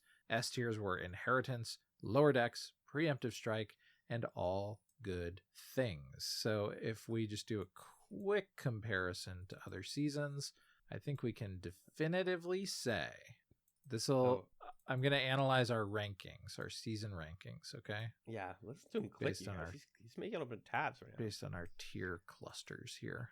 So season 1 was obviously the worst. It had only 2 S tiers and 1 A tier, multiple D and F tier episodes. 2 bad but actually goods. Season 2 is the second worst. And then this season looks like it performed better than season 3. And then we've got okay. So here are the rankings. You ready? Uh-huh. The best season, I think, I haven't done a strict analysis here, but I think from top to bottom, season 5, season 6, season 4, season 7, 3, 2, 1. 5, 6, 7, 4, 3, 2, 1. Mm-hmm. Wow. That's from best to worst according to our rankings. Damn, and TrekChatz 5 is the one where I fainted during an episode, or I vomited during an episode. You were very sick during that. Love it. I love that. Yeah, that sounds right. I think season 5 is my favorite season. Yeah. It's just the most consistent. It has the highest highs. It's got the inner light in it. I mean, come on. It's got Darmok. Oh, yeah. God. Makes me can we start watching Lower Decks yet? People are going to be like, no, you have to watch literally everything first. I don't want to watch Lower Decks. What? I want to watch Lower Decks. It seems fun. No, I have no interest. It's not just like wacky comedy. There's like serious stuff in Lower Decks, I think. Okay. There's a Darmok episode, okay? There's a Darmok episode. Oh. There's an episode where they walk by the gigantic Spock from the animated series.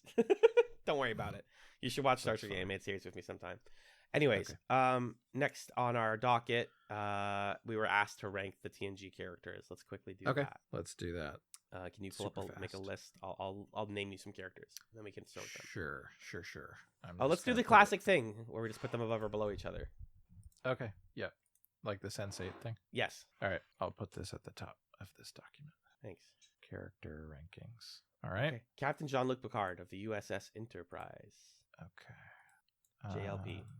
Yeah. Charles Xavier. Okay. Jean-Luc Picard.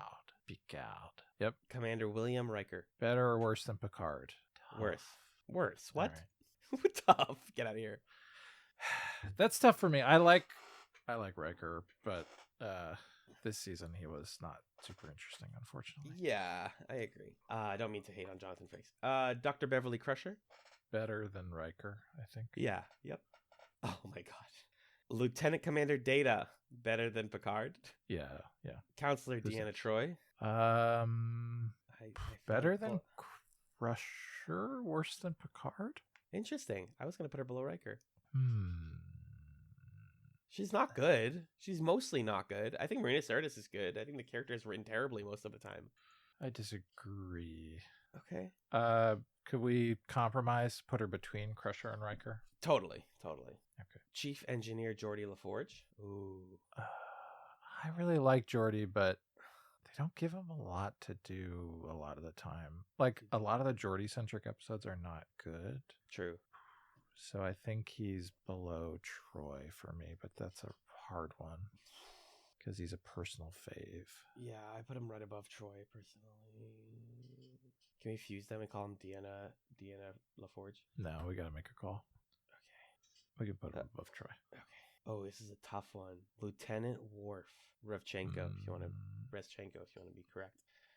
Oh God. Right below Picard, but above Beverly seems right to me. Yeah, I'll take This that. is hard, guys. This is really hard. Wesley Crusher. Below Riker, but just because this is a tough field. Yeah, you're walking amongst giants here, buddy. Yeah. We don't hate you though. Lieutenant Tasha Yar. Below Riker, above Wesley. Yeah, Just because there wasn't a lot of her, but I love Tasha Yar. Chief Miles O'Brien. I'm excited to see more O'Brien on DS9. To be real, The stuff I've heard of him on DS9 sounds pretty great. I hope Keiko on him. TNG, I don't remember him that strongly. He had like the one episode where he hated Cardassians. Yeah, the Cardassian episode, right? I would put him right above Tasha Yar for that one because that's a really good performance, and I like Colmini a lot. Sure, yeah, I'll go with that. Guinan, the being known as Guinan, I love me some Guinan. above How Troy, about- below Geordi. Oh, I was gonna put her higher. Okay. I was gonna Above- put her right above Picard. Whoa, below Data. Whoa, easy. Uh-oh. You know, to compromise we and put her can- above Worf. Below Picard. No, I she can't put shouldn't. her She shouldn't go that high. We could put her. Let's put her below Deanna Troy, just out of respect to Marine Series. her stealing Deanna Troy's job. Sure, yeah, that's true. But I love Guinan. I know what you're gonna say for the next one, and I agree with you. Lieutenant Reg Barclay. Barclay, number Above- one, Above Data. my Yeah, dude. above Data. That's for sure. Yeah, this is our shit post, so we can put Reginald Barclay up there. You can't stop us. Two more. Catherine Okay. Pulaski. Who? The doctor that replaced Beverly for one season. Oh yeah, Dr. Pulaski. Season 2, baby. I wonder if she's really racist against Data. Oh, yeah, I forgot about Dr. Pulaski. Let's go ahead and put her below Wesley, huh? No. Yeah, but I liked her. I'm She was fine. Pulaski defender. I'm not. Okay. I think she's fine. She's better than that we were told she would be, as are most characters, but still not like amazing. And last but not least, Ro Laren. Oh, number one to me. Yeah, I think so. Number one with a gun. Sorry to say. I can have a crush on her and also think she's perfect. I think I can hold both of these truths to be in my head. Uh-huh. And stuff Okay, like would you rearrange any of these characters? Reg, Data, Picard, Worf, Crusher, Geordi, Deanna, Guinan, Riker. I might put Riker above Guinan. Yeah, okay. We gotta be a little nicer to our boy, William T. And then Miles, Tasha Yar, Wesley, Catherine Pulaski. This is good. Now I'm happy with it. On my personal list, Deanna Troy would be higher, to be honest. Sure. But otherwise, I think this is fine. It's not So- her fault. I'm not personally saying she's a bad person, obviously. I Yeah, yeah. really think they never figure her out. Right. Yeah, sure. I can see that. Okay, now let's add Mott the Barber. What other Right freaks can we think of? above Mott, we're gonna put Luoxana Troy. Correct. Above her, we're gonna put oh my god, what's the giant? What's the tall guy's name? Oh yeah, her friend. Carol Struyken plays that guy. Yeah, we're gonna put frickin' Moriarty above him. Oh yeah, Mr. Hom. Hold on, my internet just died. Who else you got? Moriarty. Yep. Yeah, sorry, my Wi-Fi, my hotspot died. It's TrekChatz. I don't have to edit it. Okay, got it. I do edit it. I just don't cut everything out. Who else do we got? Anyone else that's good in the show? I feel like I'm forgetting somebody, but I think I'm good. I'm all set. Best TNG side characters. There has to be some like holodeck person that's like. Oh, let's amazing. put Oh, frickin' Andreas Katsoulis' character up here. What's his face? Tavarok or something. He's number one.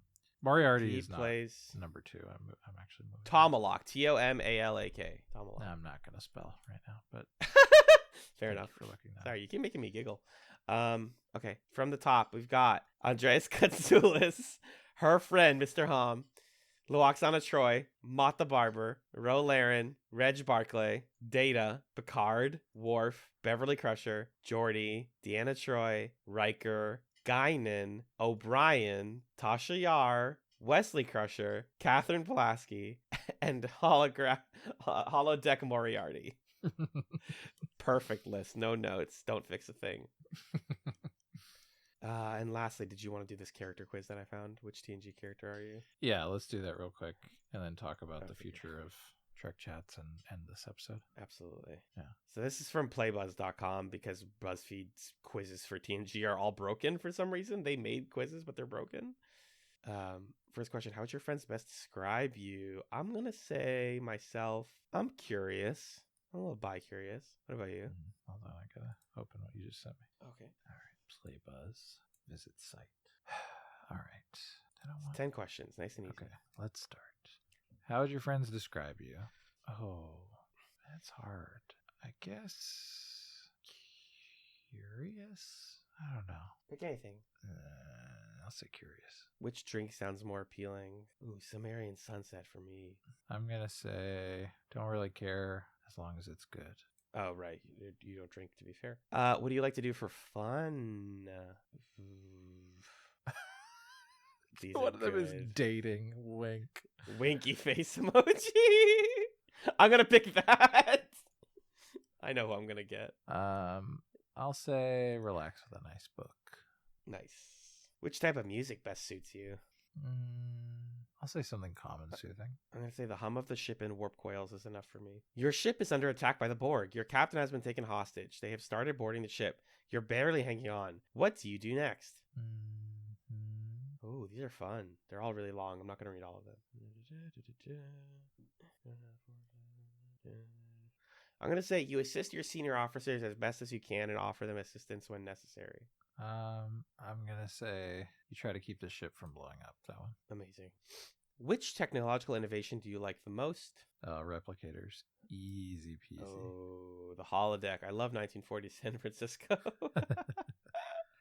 Oh, which vacation looks the most appealing? We've got images here. I'm going to pick the top left one that looks like the Prisoner Island.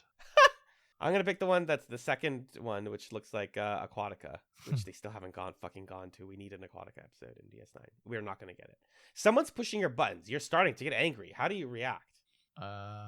Only gets angry when it's personal or threatens the crew. Okay. Diplomatic at first, but when that fails, it's time to throw down. Come at me, bruh. What's your greatest fear? It's the Deanna Troy cake. Oh my god. I'll say heights or loss of loved ones. That covers two big ones. I hate the wording of this one, but fear of going insane. Sure. Unfortunately worded. Which outfit looks best? Ooh, now this is a question for me. Oh, I'm going to pick the outfit that Crusher know was which one. wearing when her and Picard were going to make out. The blue dress one? No, it's the bottom. Oh, right-hand with corner, the sheer gold pantyhose? skirt. Yeah, that one. Jesus Christ, I forgot how incredible that outfit is. Although I could also pick the Riker blue shirt. I was gonna pick that. The blue shirt, the extremely low cut, like to your belly button low cut. Incredible energy. I'm going to go with the Crusher outfit. Okay. All I'm right, gonna go with the calculating low cut results. Who am I? shirt. I am. I'm Lieutenant Oh. Worf. I'm also Lieutenant. Wait, what? I'm also Lieutenant Worf. Okay, well, that was fun. You're strong in your beliefs and don't let others walk over you, although sometimes you may feel especially easily angered and love a good fight. You have a very strict moral code and are a loyal friend to the death. Thanks. Okay. Playbuzz.com. Cool. Okay, what's going on, Mitchell? Talk to me. Okay, so we've got a couple things that we need to consider. I don't know that we're going to come to a conclusion right now, but we've got to figure out. There are a couple directions we could go, right? Yep. We could go watch Deep Space Nine, which I think both of us would like to do. Yep. There are TNG movies, and so there's some question of like when, how do those get watched and analyzed? Like, is the next TrekChatz episode we just watch all those movies and talk about them? Do we do commentaries of those movies? Like, what's the approach? And then there were also some folks in the Discord who were saying, "Oh, well, we want you to watch TOS," which was surprising to me that everybody. Well, not everybody, but it seemed like there was a group consensus among some folks that TOS coverage is something they would like. Yeah. So I'm down to, in some way, shape, and form, tackle all of those things. It's just a question of sequencing and format, really. Yeah. So I don't know. What's your gut say, or what's your insight there? Yeah, so I definitely think that we can do an episode that's like, here's us discussing all 4 Star Trek TNG films as if it's 4 episodes, right? Mm-hmm. And they're just longer discussions, and that's it for 3 months. Like that's a TrekChatz. I think we can do it like that, and we don't have to commentary all of them. We can. Mm-hmm. We haven't done a commentary in a while, so I'd be rusty, but I'd be down to watch them either way.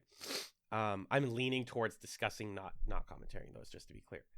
in terms of TOS, I think part of the reason people are saying that is one, there are crossovers with the movies. So some of the TNG, like Star Trek Right. Generations, is literally about the intersection of the TNG and the TOS crew meeting and doing Right. work together.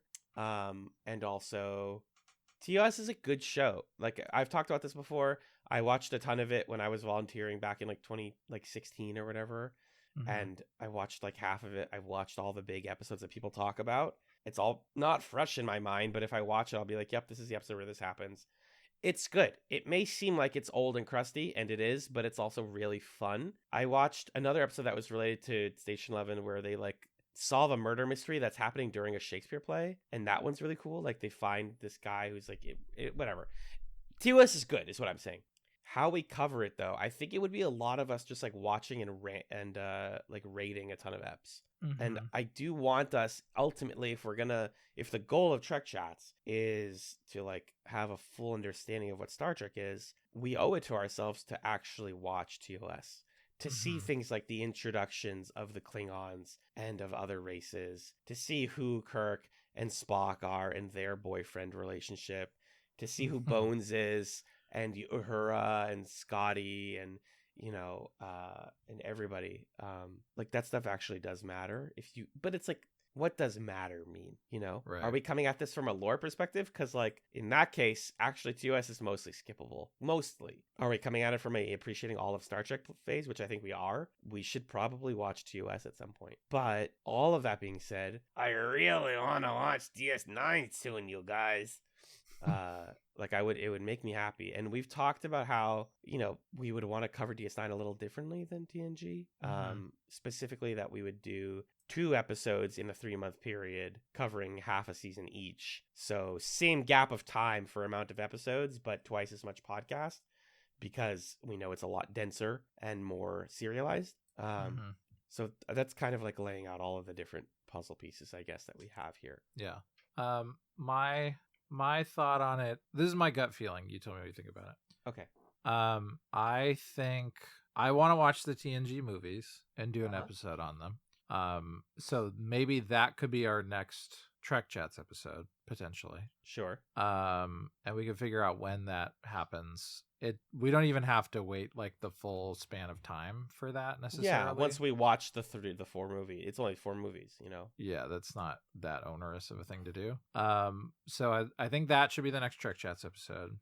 Okay. After that, I would like to watch Deep Space Nine. Okay, agreed. And then we could watch TOS, and then we could watch Voyager. Is Okay. my thought. Because my thinking is like, yeah, you could argue like, okay, you need to have seen TOS to get Generations, but like I know who Kirk and Spock are. I know enough about them that we can watch that movie and Yeah. the stuff can happen, and then I can have this kind of like out of order investment in those TOS characters because I saw them in that movie or whatever, and then we Sure. can go back and like fill in that understanding of it later. And my guess is like right now I've got steam and momentum to watch Deep Space Nine. Yeah. My guess is at the end of Deep Space Nine I'm gonna want like a palate cleanser thing between that and Voyager that's like not as lengthy of a show, not this doesn't look the same, whatever it is. So that's what my Yeah. gut says anyway.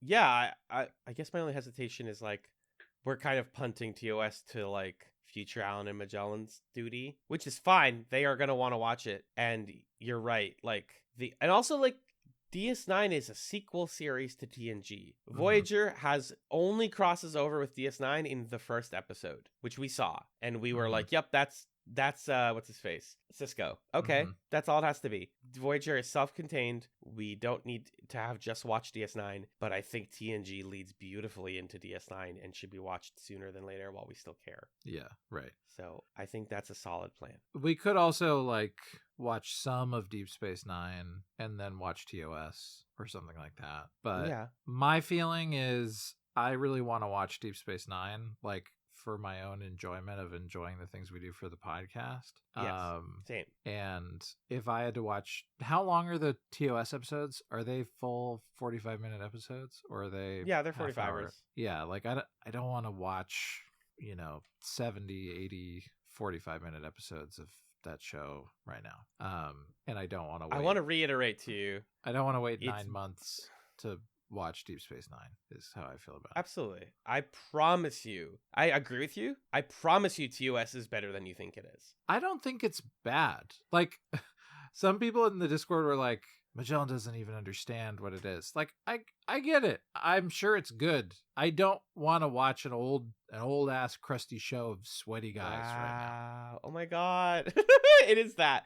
But it's good. It's well written and it's fun and interesting and they have good, like, meaty, thematically rich plots. That's what I'm going to say. Okay. I believe you. I want you to look forward to it when we finish DS9. How about that? No. I am, to be clear, Okay. I am looking forward to it. Great. If we watched it now and it was the thing keeping me from watching Deep Space Nine, Yeah. I think I would resent it a bit. And I don't Yeah. want to have that like artificial resentment of it. Is kind When of we where I watch stand. it after DS9, it'll be the thing we're watching and we'll enjoy it and take our time with it and Yeah. crunch into it. And we'll enjoy Trouble with Tribbles, which is a fantastic episode. Right. That's my feeling about it. So for next time on Trek Chats, in order, the Next Generation movies go as follows. Star Trek Generations, 1994. Uh-huh. Star Trek First Contact, 1996. Star Trek Insurrection, 1998. And then a little bit of a gap, Star Trek Nemesis, 2002. That will basically also set us up to then watch Picard on our own time if we want to. There is Voyager stuff in Picard as well, if you want to be annoying. 7 of 9 is in Picard. I'm just going to say that. But you don't, like, you know who 7 of 9. She's Borgy. That's all. But Generations, First Contact, Insurrection, Nemesis for the next time on Trek Chats. We're going to watch some films, you guys. They're going to be weirdly, like, high def, and they're going to be interesting, and probably some of them are bad, some of them are good. There's Borg stuff to look forward to. And then didn't you say you saw Nemesis and you, like, as a kid? And you Yeah, didn't I've get seen Nemesis at least twice, if not 3 times. What? You've seen the Tom Hardy starring vehicle Star Trek Nemesis maybe 3 times. It's not good. It's not a good Oh, movie, but I've seen okay. it multiple times. But maybe you'll like it more now that you have watched all of TNG.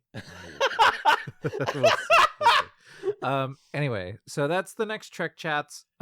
We're still figuring this out on our end, scheduling wise. What you're gonna hear next week.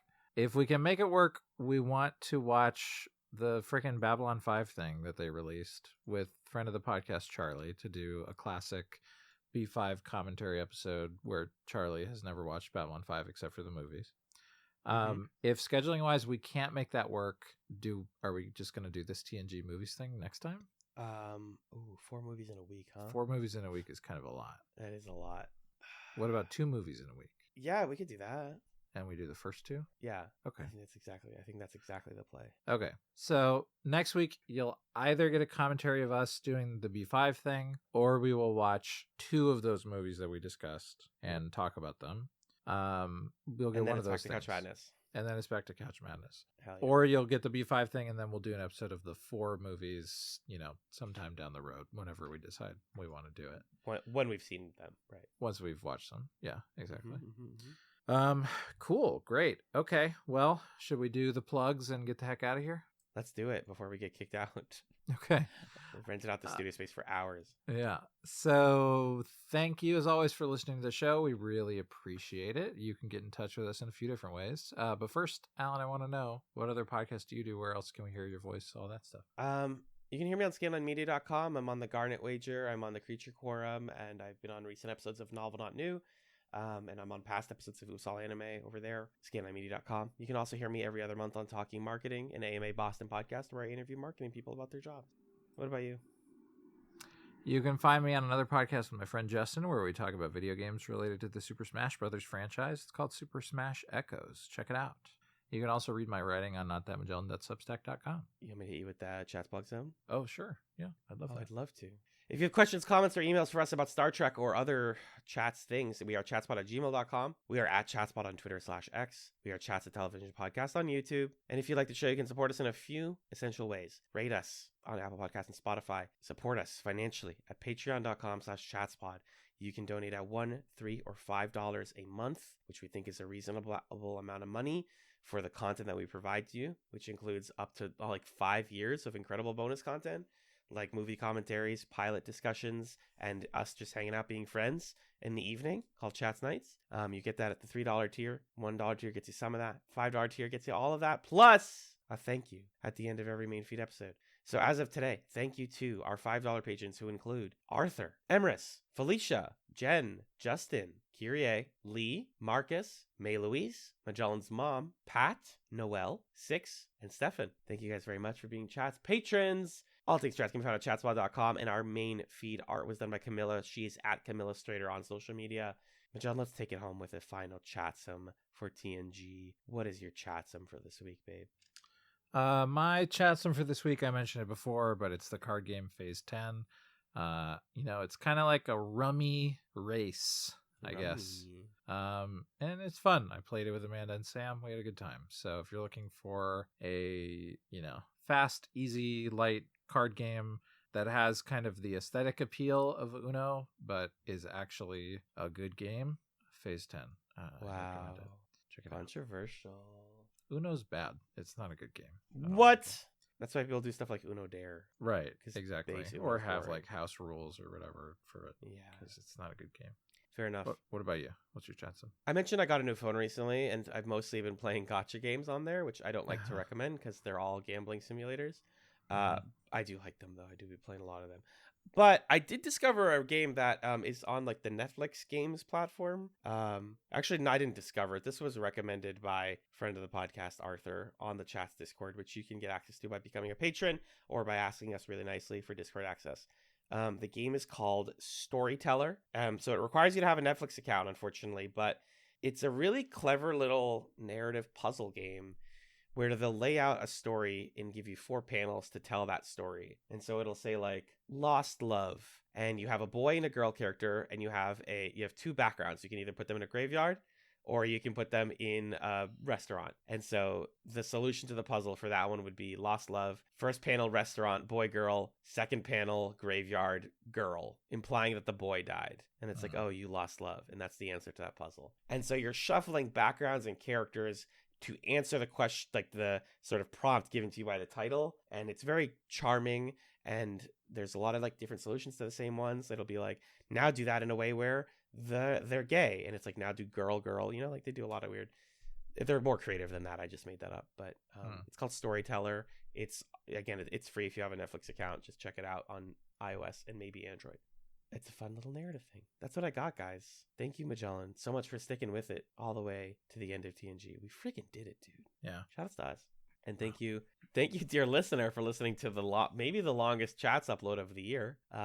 We hope you enjoyed it. Let us know what you think. And thank you so much for listening to TrekChatz. Engage. It's the last time I get to say that. I don't Unless think he so. says it in the movies. I think other captains probably say engage. Oh, good.